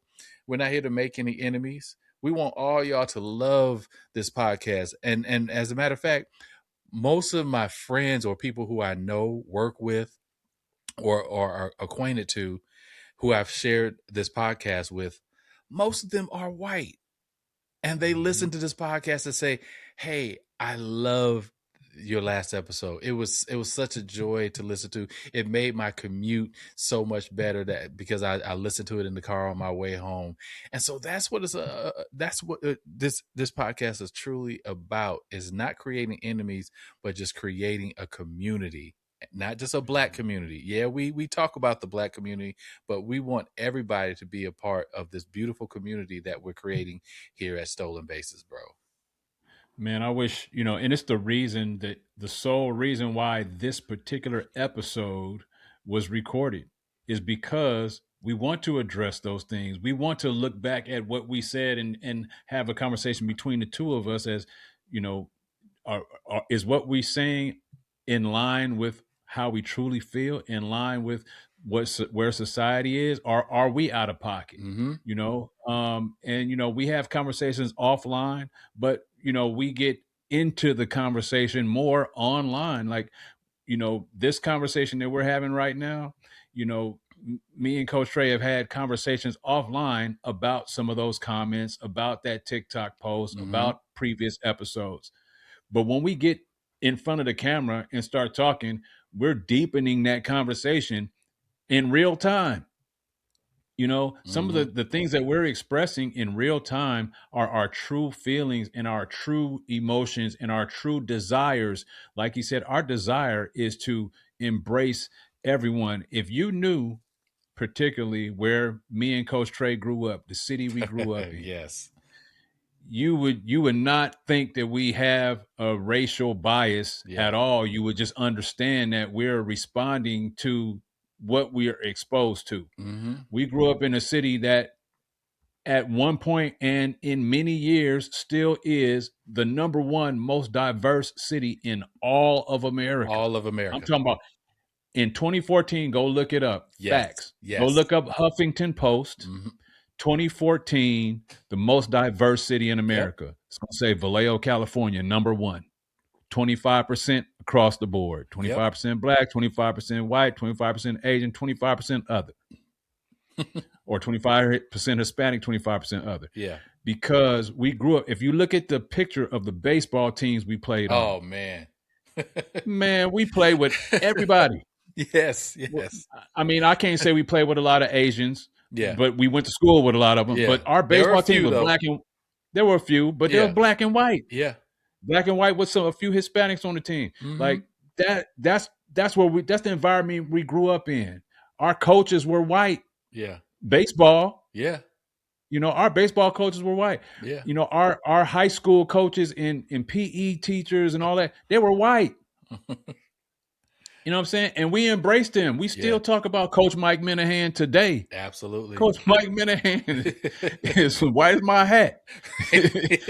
No disrespect, Coach. Right. We still, we love you, Coach. Much love, Coach Minahan. Yeah. You know what I'm saying? But that's the culture we grew up in. Yeah. And if I see Coach Minahan today, he's still coach to me. That's right. I'm a whole foot taller than Coach Minahan, but he's still coach to me. Right. You know what I'm saying? With all due respect. Yeah. So, we're not coming from a place of hate. Absolutely. We're not coming from a place from racial bias to the tune of black everything and F everything that's not black. We don't believe that at all. We grew up. Man, the way I don't we even want to. grew up, I don't even want to.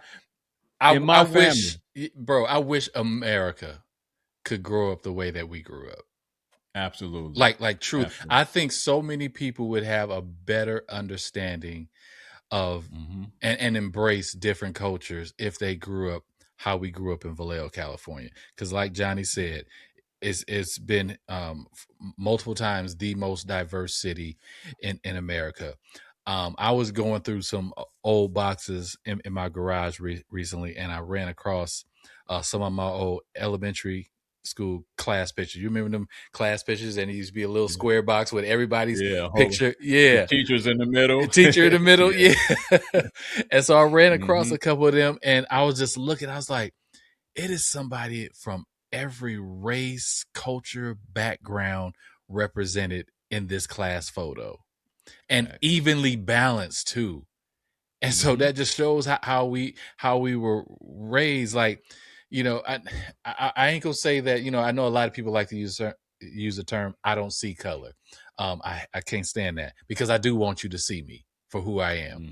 And we grew up seeing color. We saw, our Hispanic friends, we saw our Asian friends, our white friends, and our fellow Black friends, Filipino, everybody. And we embraced that, because after school, it was nothing to, speaking of Filipino, going to one of my Filipino friends' house, and his mom was making lumpia or pancit or something. And now I love Filipino food because I grew up embracing their culture. And the same thing, with our Hispanic friends. And man, get you a Samoan friend. For real. Get you a Samoan friend, because when they have, a cookout or something at their house, you're going to eat good. You're going to eat good. But what I learned from not only, the good food from my Samoan friends, I learned how family was just so important to them. Like family was everything. It was like God and family and nothing else. And that was so beautiful to see. And they are the most kind-hearted, wonderful people I have ever met. Yeah, they big, but you don't mess with them. You don't mess with one. You got to mess with all. You got to mess with all of them. But when they love you, and you know this, bro, because we went to high school with a lot of them. When they love you, they love you. And they got your back. They got your back, man. I can think of a few right now. Roy Maloa, biggest dude on the football team. But man, that dude would go through the fire with you. Like that dude, when he love you, he love you. Yeah. Man, remember Reina Munoz? Yeah, Reina. That's another one. I talked to her not too long ago. She live up this way. Yeah. Shout out to Reina. Yeah. Yeah. We went to school with a lot of, our hearts were conditioned at an early age to be non-biased toward anybody's culture, anybody's skin color, anybody's hair texture, anybody's food type, anybody's way of living. Can't be biased when you live on your street, in your neighborhood, at your school, sitting in your class. Is any and everybody. Some of my best friends were not Black coming up. Yeah. All through elementary school, middle school, and even high school. Some of my best friends to this day were not Black. Yeah. Same here. Yeah. You know, I Because just there wasn't a interviewed. black neighborhood. Like everybody lived in your neighborhood. Exactly, exactly. Even the neighborhoods that were considered black, it had everybody living in it. Yes. Yes. And Absolutely. you just respected everybody that was there. You know what I Mm-hmm. mean? Now you might not want people from other neighborhoods coming over there, Right. Right. but if you lived in this neighborhood, you part of this culture. Oh yeah, Period. you We good. accept you. Yeah, you Yeah. good, man. And I'm so grateful, And man. I want to say this last Yeah. last thing, and this is just food for thought for all of you listening. If you're still listening to this point, we thank you for being with us here on Stolen Bases Podcast and staying in tune with this Yes. conversation because it is kind of heavy. You know, Yeah. it is something that I'm sure there half the people watching and already left because they don't like feeling this kind of Yeah. way. Yeah. But if you're still here, it shows that you have a heart and a compassion for people. I want to encourage you, especially if you are not black. If you ever go to the Caribbean, if you ever go to Jamaica, Mm-hmm. if you ever go to Africa, if you ever go in America to Atlanta, if you ever go to a soul food restaurant, Yes. Yes. I mean, come on, man. Like, you can't deny that you went there because you embrace something, a Mm-hmm. piece of black culture. That soul food restaurant produces flavors that maybe you can't get at a Come on. non-black owned establishment. And when you sitting there eating it and loving it and tasting good and recommending it to people, you got to realize that the people who created that food that you eating don't look like you. Right. And they have a life experience that is not yours. So how can you separate their life and their contribution from when you step outside their establishment, now their skin color, their people no longer exist to me and they Mm-hmm. don't matter.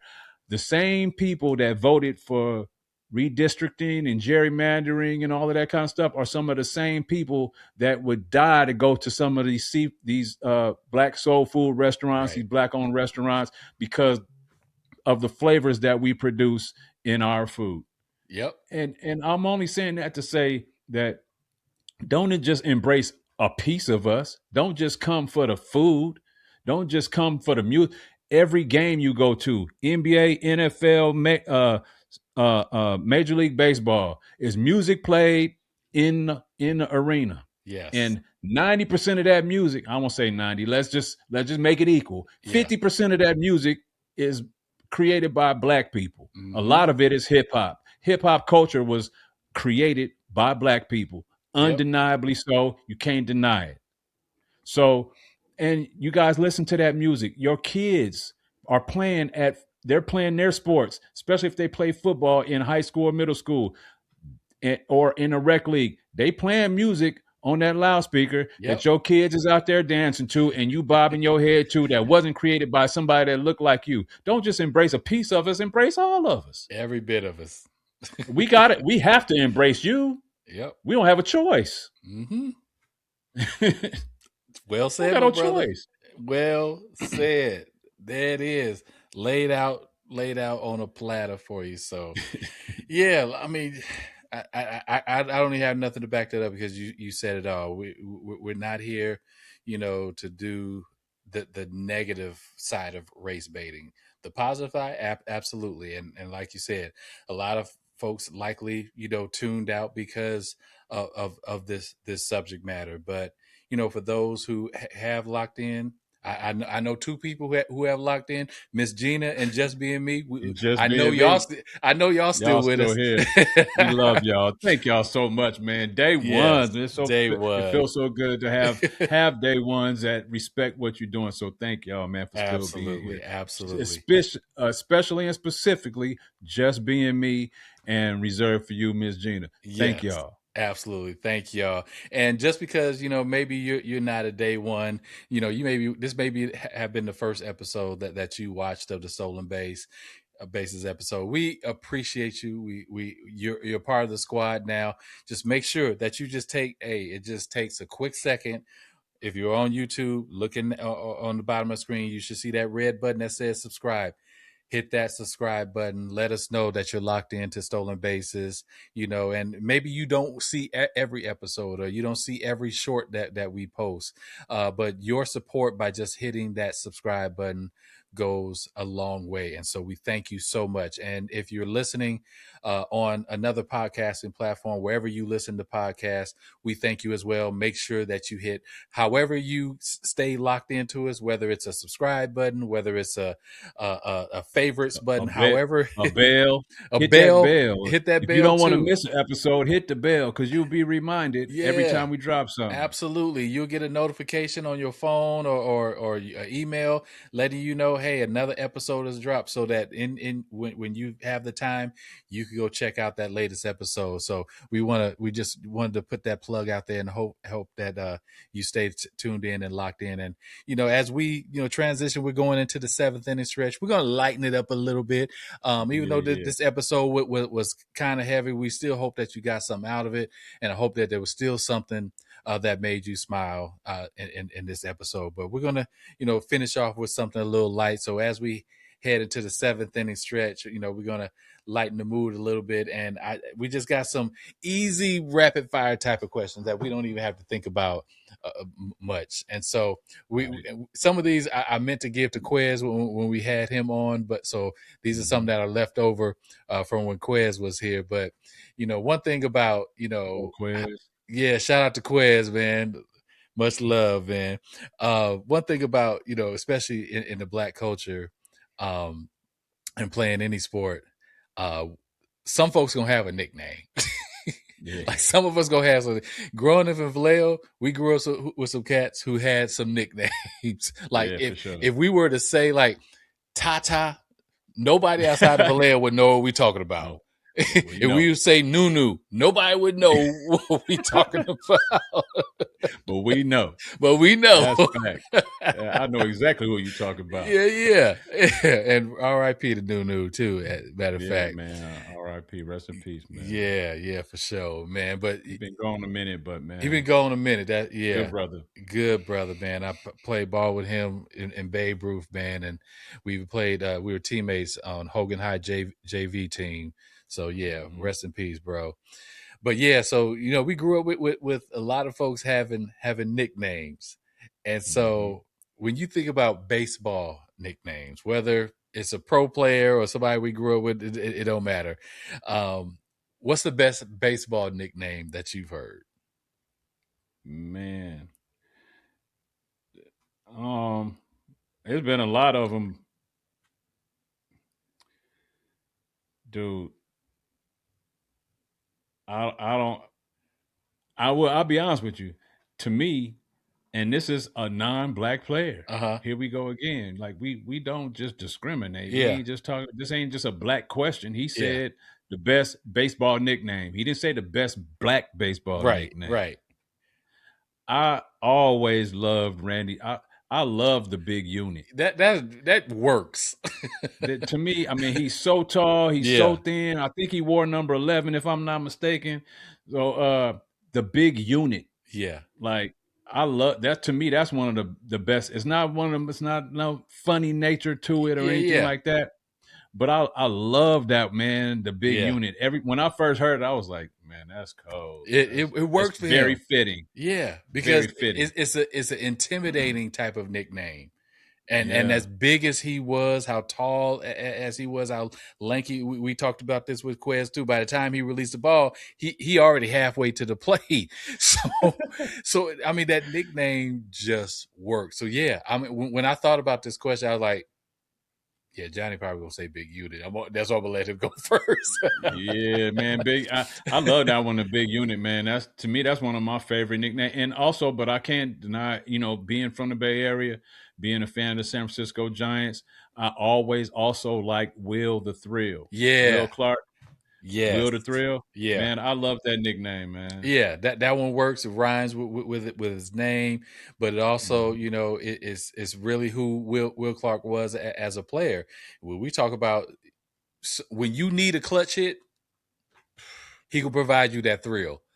Exactly. And one of the smooth, a lefty like Barry Bonds, Yeah. like Ken Griffey Jr., Mm-hmm. one of the smoothest swing. Before Ken Griffey Jr. hit the scene, Will the Will. Thrill was the smoothest left-hand swinger Yep. in the major leagues. Yep. At That. least at that time before Ken Griffey hit the scene. Yeah. Yeah. As a matter of fact, I remember in high school, the assistant coach at Vallejo High, Coach Castro, rest in peace, Coach Castro.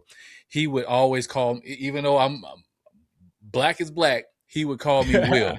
He would call me Will because I was the only lefty, and he loved my swing. He said, "Kid," he never knew my name. "Kid, you got to swing. You got to swing like just like Will Clark. You got that pretty swing." And every time he would see me throughout the season, whether it be in the locker room or once I stepped on the field, "Hey, there's my guy, Will. Come here, Will."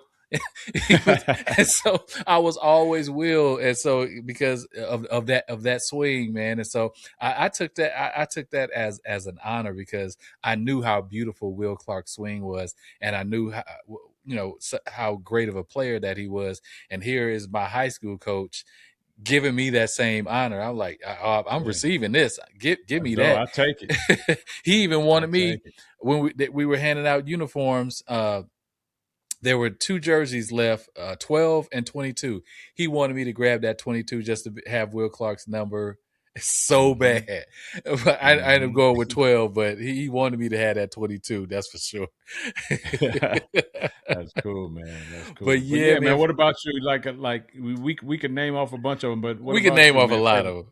So my favorite is going to be, and this is I'm going back to the Negro leagues, but Cool Papa Bell. Cool Papa. Cool Papa. Like, cool I don't even know what his real name is because he went by Cool Papa Bell, but man, that's so smooth, right? That's on the level like a Sugar Ray. It's on that level. Cool Papa Bell, man. Because for me that's black culture right there. Like, somebody black gave him that nickname. If he didn't give it to himself, if he didn't give it to himself, somebody black gave him that nickname. Yeah. Like, cool, man, you a cool papa, man.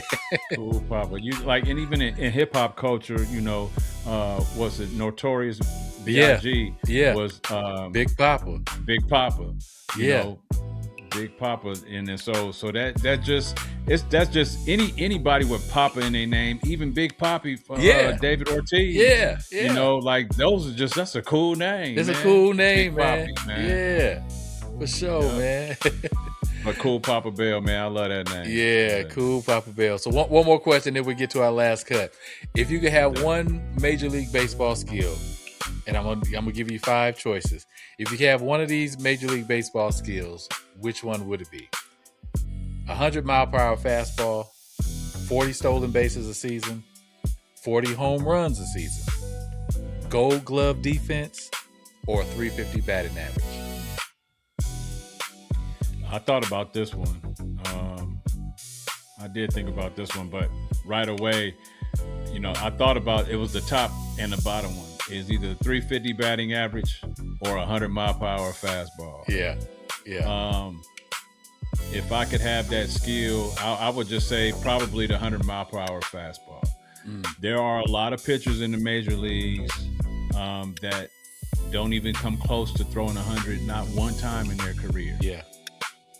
And there are a few that, they'll throw 100, 101, 102 on a regular basis. Yeah.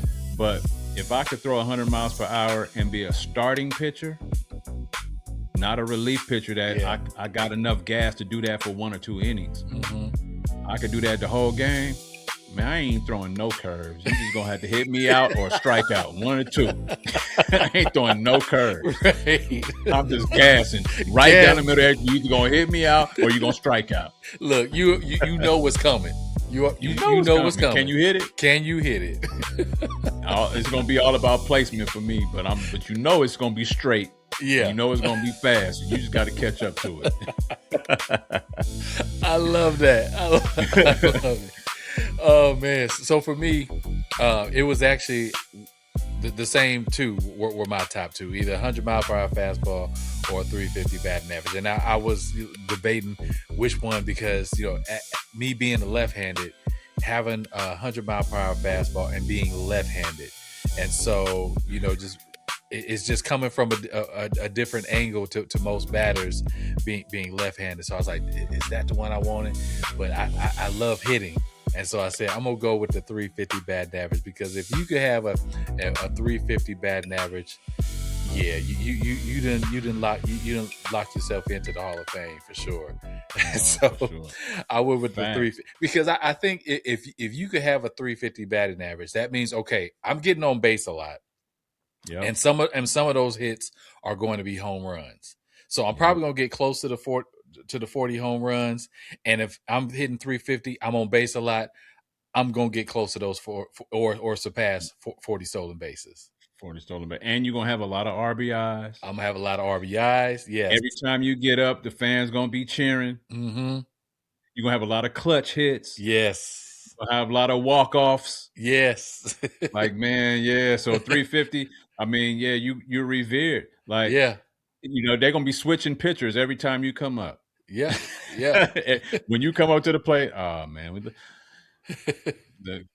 Come on yeah. from the outfield. Right. Come out from the bullpen. We need somebody to throw 100 mile per hour to this dude, because he either gonna hit or strike out. And most of the time he gonna hit. Exactly. So your 100 mile per hour fastball against my 350 batting average. Let's do it. Let's go. Right.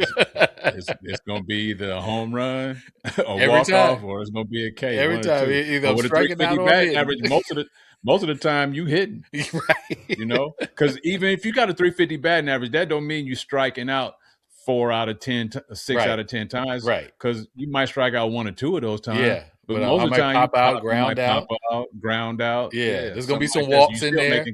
You're still making contact. Yeah, facts. Yeah. Facts. All right, man. Just because I throw 100 don't mean I'm accurate. You might get hit a couple times. Hey, that was Randy Johnson, right? Get hit in the back, John. You're gonna be John Kruk. Being a batter box, scared as hell when you face me. Looking back at the dugout like, y'all see this? I ain't signed up for this. For real. All right, man. So that was fun, bro. That was fun. So we about to get into our last cut. So we talk about pitching and throwing that ball straight. I'm gonna throw it straight across the middle. You got to hit it. It's your last cut, man. So let's make some good contact. So I want you to finish this sentence. Baseball would be better if, and you fill in the blank. Baseball would be better if it never had to integrate. Come on. Thank you.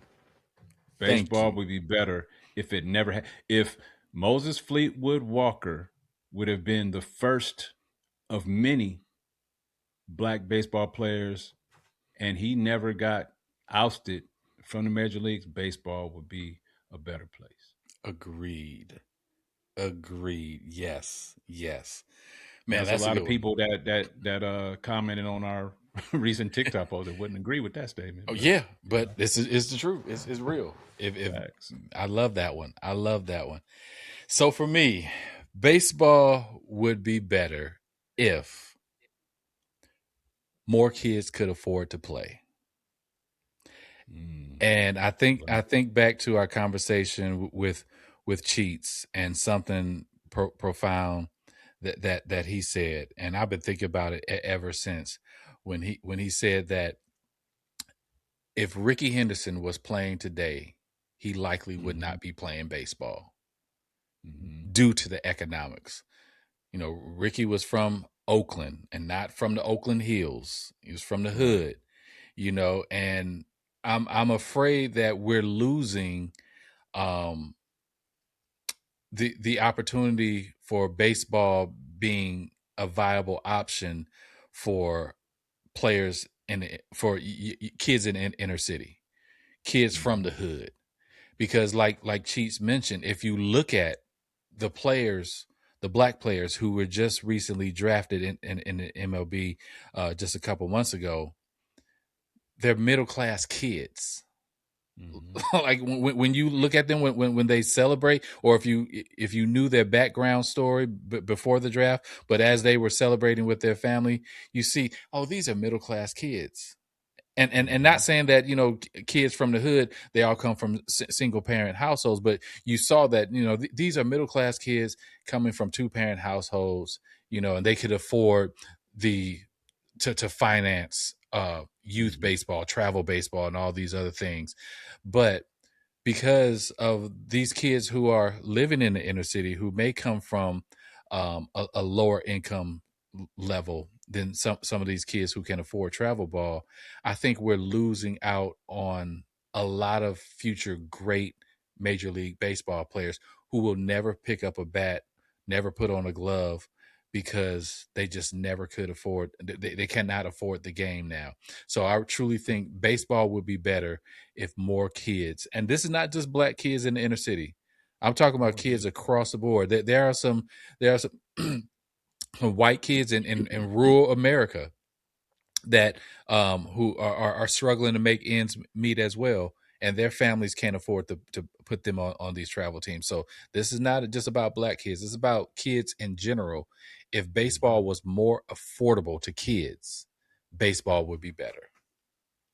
I agree with that Yeah. wholeheartedly, and I love that statement because there would be a lot more talent that not like baseball doesn't have, is not filled with talent now, but imagine how many kids, like think about the football athletes, the young football athletes, the young basketball athletes.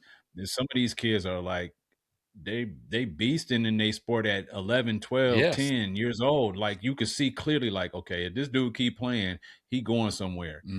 Just think if that was the same thing for baseball. Yes. How much right now, I know we're gonna move on. I don't want to get too deep, but Major League Baseball is dominated, I think, by a lot of players that aren't from America. Yeah. So if baseball is more affordable for more kids here in the United States, baseball would truly be an American pastime. Now it's a kind of a world pastime. It's played in America, but at least half the league is not from here. Wasn't born here. That's it. Yep.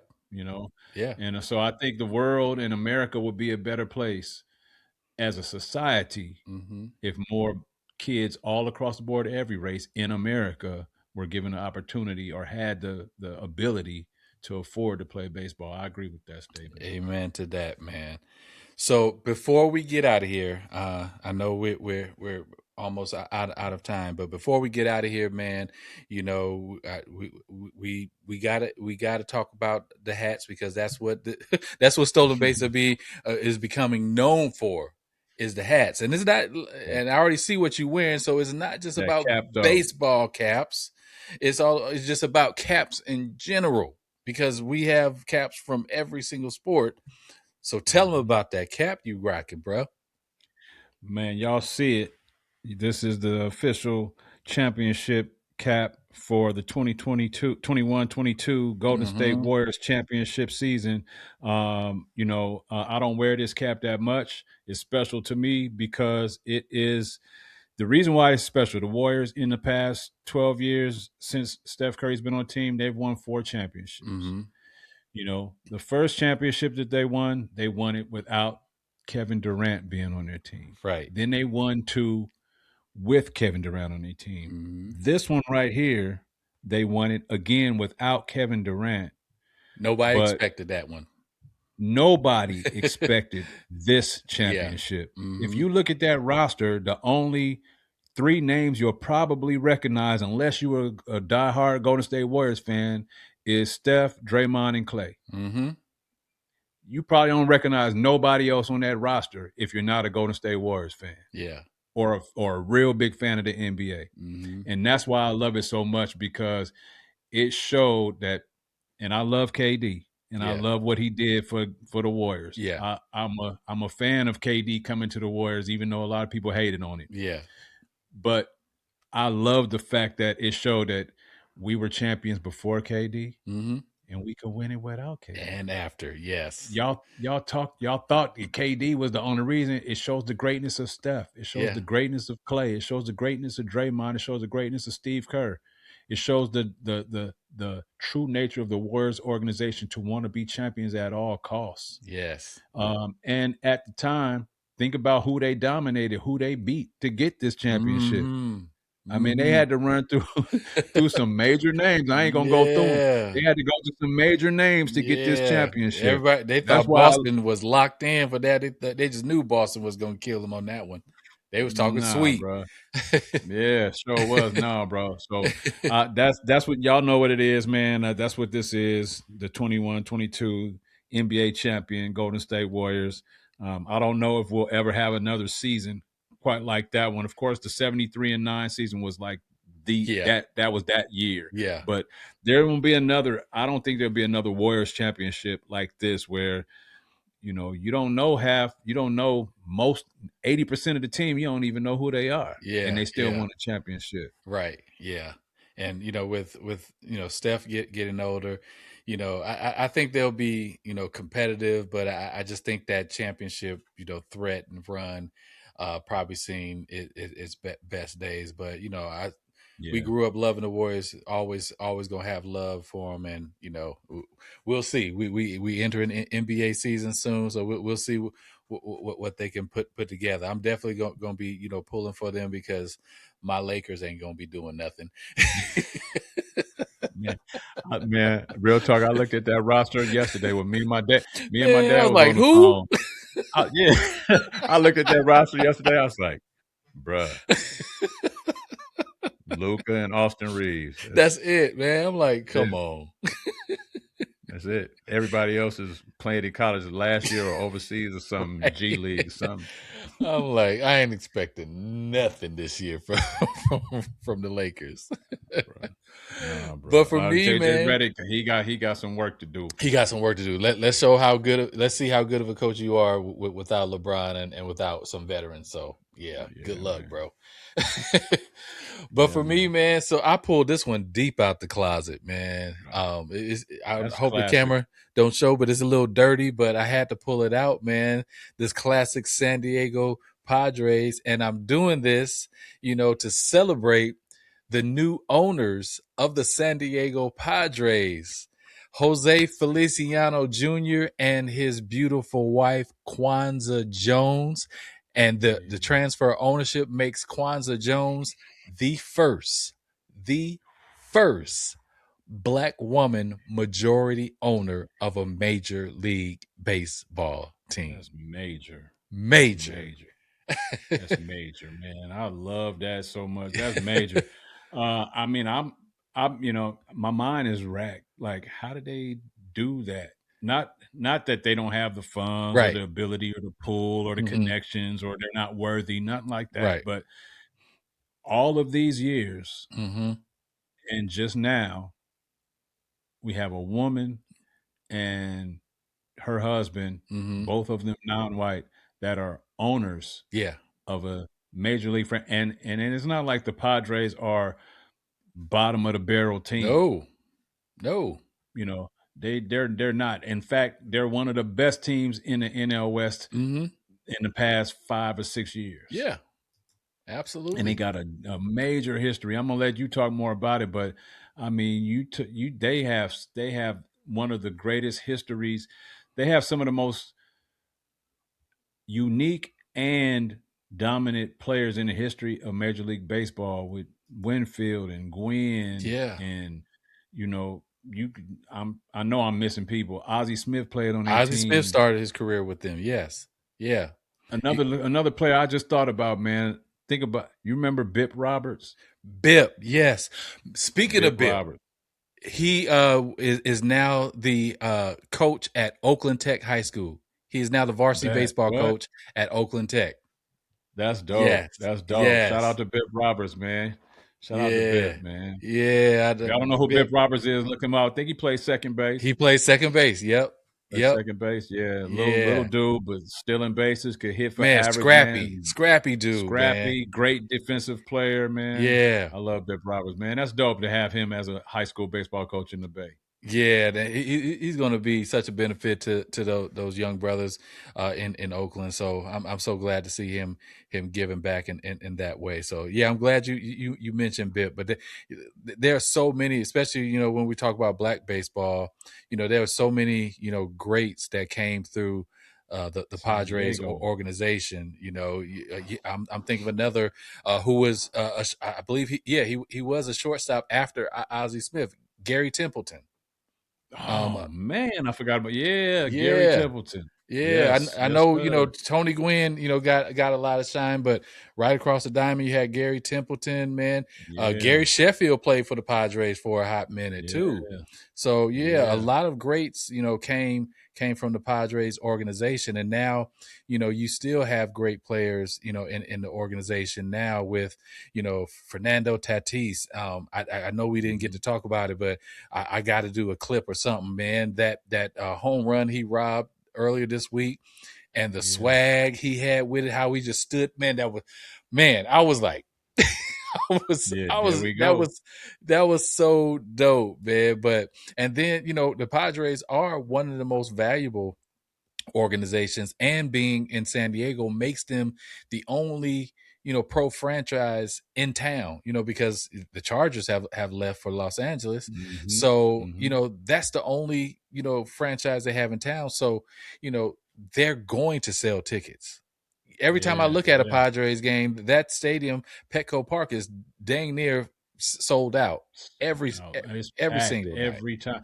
And Yes, never been to Petco, but having gone to San Diego before, one of the most beautiful places to watch a man. baseball game. Man, the Yes, weather is always great there. yes, yes. Clear blue sky, nice Mm-hmm. cool breeze. Yes, I mean, perfect baseball weather almost every game they play there. yes. And I tell people all the time, San Diego is my favorite California city. Like, I Hmm. love Yep. Cali, I love LA, I Yeah. love San Francisco, but San Diego, if I had to choose a city to visit for a weekend, Facts. send me to San Diego. That is a Facts. beautiful place. If money was no object, I would move to San Diego, Yeah, California. because it's expensive. Yeah, money has to be no object. Like Yeah, money would have to be I, no object. I got it coming out my ear hole. So yeah, it don't even matter how much is it. I don't even care how much it is. Just Right. put me in. Yeah, absolutely, man. Same with me. If money was no object, I would definitely have me a high-rise apartment in San Diego for sure. Yeah, and was it? We got a fellow baseball enthusiast, coach, trainer, uh, black man Yes, who's passionate about baseball. 5'2". yes, He's yes. Shout out to I don't know Five if he's a Tools. Padres fan, but he every time something about the Padres comes up, he Yes, sends something to our to our DM absolutely. about the Padres. So Yes, he's based in San Diego. I reached out to him as we were starting this podcast, like, yo, we got to have you on because he's doing some great things, teaching young players the game of baseball. I know he played at a high level. His dad played in the major leagues as well. So, he has a great, an amazing story. So yeah, shout out to 5-2 baseball. Definitely follow them on Instagram, doing some great things in the San Diego metropolitan area. And we got to get you on soon, bro. That's for sure. Yes. for sure. For sure, man. But that's a classic hat, man. Dope, man. I'm glad you wore that hat today in honor of the two new owners of Yes. that baseball franchise. Yeah, so shout out to them again, Jose Feliciano Jr. And if the name rings a bell, I believe that is correct. That his father is Jose Feliciano, the Yeah. famed singer. Some of us know Yeah. him for Feliz Navidad. He sung that Yeah. that song. Yeah, so shout out to Jose Feliciano Jr. and his beautiful wife Kwanzaa Jones, who is now Oh, again let's the go. first, and I know I said black woman, but actually the first black person to be a Yeah. majority owner. Period. Ownership The of a first major of a franchise. major league baseball team. I If love I'm it. not, well, other than the NBA, there are a few minority owners in Mm-hmm. the NBA. I don't know if there's a majority black owner in the NBA. Not anymore. I know there's- Michael Jordan was for the and then he sold, and before him was Robert Johnson. Then Yeah. they sold. So now there are a few minority owners. Some of Mhm. them are former players. Some of them have been in entertainment. Yeah. There are zero minority owners in the NFL. Yeah. Zero. Zero. And yeah. I don't think there are ever. I don't think there will ever be, because the way these franchises are selling now, man, the Seahawks just sold for $13 billion. I know, man. If the It's Cowboys crazy. ever sold, they're gonna sell for $50 billion. It's crazy. Crazy. Only Jeff Bezos is gonna be able to buy him. Right. Him and Elon, and Lord, please don't give Him me and Elon Musk. But yeah, shout out to them. And like I said on social media, I've now become lightweight, a San Diego Absolutely. Padres fan. I'm definitely going to be watching, definitely going to be supporting, and I want them to be successful because of the ownership, because I want people to see that we can not only play the game, and when I say we, I'm talking about people of color. We can not only play the game, but we can also manage the game. We can also own the game and own the team. So I want them to be successful. As much as I am a A's and Giants fan, I'm going to be a little bit impartial when the A's and Giants are playing the Padres, because I want them to succeed now, just because of who the owners are. Absolutely. One of the next caps I buy for sure is going to be a Padres cap, just in honor and respect to that, and to support it. Like, I don't know if I'll buy a Padres jersey, but I'm gonna get a T-shirt or something and a cap. For sure. Keep a fresh Padres cap. You know what I'm saying? Absolutely. Well, man, we here at the end of the show, man. It's been another one. I know it got a little heavy, great a little episode. deep, but I think it was a great episode. And so we thank all of you for tuning in. Maybe you're just watching this in bite-sized pieces. That's okay. Whenever you get to this end of the episode, just know that we appreciate you. We thank you for tuning in and being a part of the Stolen Bases squad. And for those of you who are not a part of the squad yet, once again, let's give you that reminder to hit that subscribe button. If you're watching us on YouTube or wherever you listen to podcasts, make sure that you hit that subscribe button, the like button, however, and make sure that you also, like Johnny said earlier, hit that bell so that you are notified whenever a new episode drops, that you are notified so that you know you can come back, log on to YouTube or wherever you listen to podcasts and get that most recent episode of the Stolen Bases. And at the end of the day, we're not just talking about race because we want to divide people. We're talking about race because it's a part of the story that we're telling. And if we're going to celebrate history and culture and the future of Black baseball, we're going to have some of these conversations that make people a little bit uncomfortable. And that's okay, because growth usually starts where you're uncomfortable. And so we appreciate everybody who's rocking with us. Black, white, Hispanic, it don't matter. We appreciate all of you who are rocking with us, even the folks who don't agree with us. We invite you to keep watching, keep listening, and keep challenging us. You can keep leaving those comments that you disagree with us. That's okay. Keep challenging us. And most importantly, just keep the conversation going. So until next time, let's continue to keep these stories alive. Let's keep the culture strong. And remember, here at Stolen Bases, we don't just steal bases. We're reclaiming history. Johnny, tell them where we're from. Man, thank y'all for watching another episode of Stolen Bases. Shout out to our day ones and our new subscribers, our new listeners, our new audience. Shout out to the baseball factory that is Vallejo, California. One love. One love to the V. Peace. Yeah. From the sandlots to the spotlight. From the Negro leagues to the big leagues. This ain't just baseball. It's history. It's culture. It's a stolen basis. Yeah. Safe at first. Safe at second. History slide in the third. Now we headed home. Safe at first. Safe at second. History slide in the third. Now we headed home.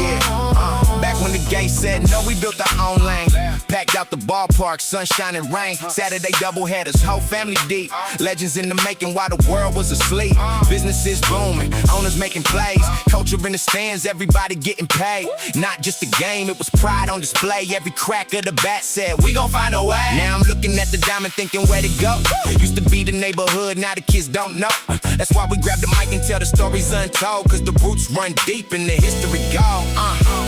They stole the bases, but they couldn't steal the game. Couldn't steal the hustle, couldn't steal the name. From the dirt on our cleats to the stars in the sky. Black baseball legacy, never let it die. They stole the bases, but they couldn't steal the dream. Now we telling every story that they left unseen. Round the diamond, round the world, let the truth be known. Welcome to stolen bases, yeah, we bringing it home. Safe at first, safe at second, safe at history slide in the third. Now we headed home. Safe at first, safe at second, safe at history slide in the third. Now we headed home. Now the game's changed. Travel ball costs a grip. Some kids got the talent, but can't afford the trip. Fields in the suburbs, dreams on the shelf. Too many young stars gotta figure it out themselves. But I remember Griffey swinging smooth as jazz. Every kid in the neighborhood wanted that swag. From the backyard fences to the city park lights, we was calling our shots on those summer night flights. See, there's more than statistics, more than wins and losses, more than Hall of Fame speeches and championship bosses. It's about fathers and sons, coaches and friends, and the love for the game that never truly ends. So we dig through the archives, bring the truth to the mic, give flowers to the legends every time we recite. Cause the future gets stronger when it knows where it started. And black baseball story is far from departed. They stole the bases, but they couldn't steal the game. Couldn't steal the hustle, couldn't steal the name. From the dirt on our cleats to the stars in the sky. Black baseball legacy, never let it die. They stole the bases, but they couldn't steal the dream. Now we telling every story that they left unseen. Round and diamond, round the world, let the truth be known. Welcome to stolen bases, yeah, we bringing it home. Safe at first, safe at second, safe at history slide in the third. Now we headed home. Safe at first, safe at second, safe at history slide in the third. Now we headed home.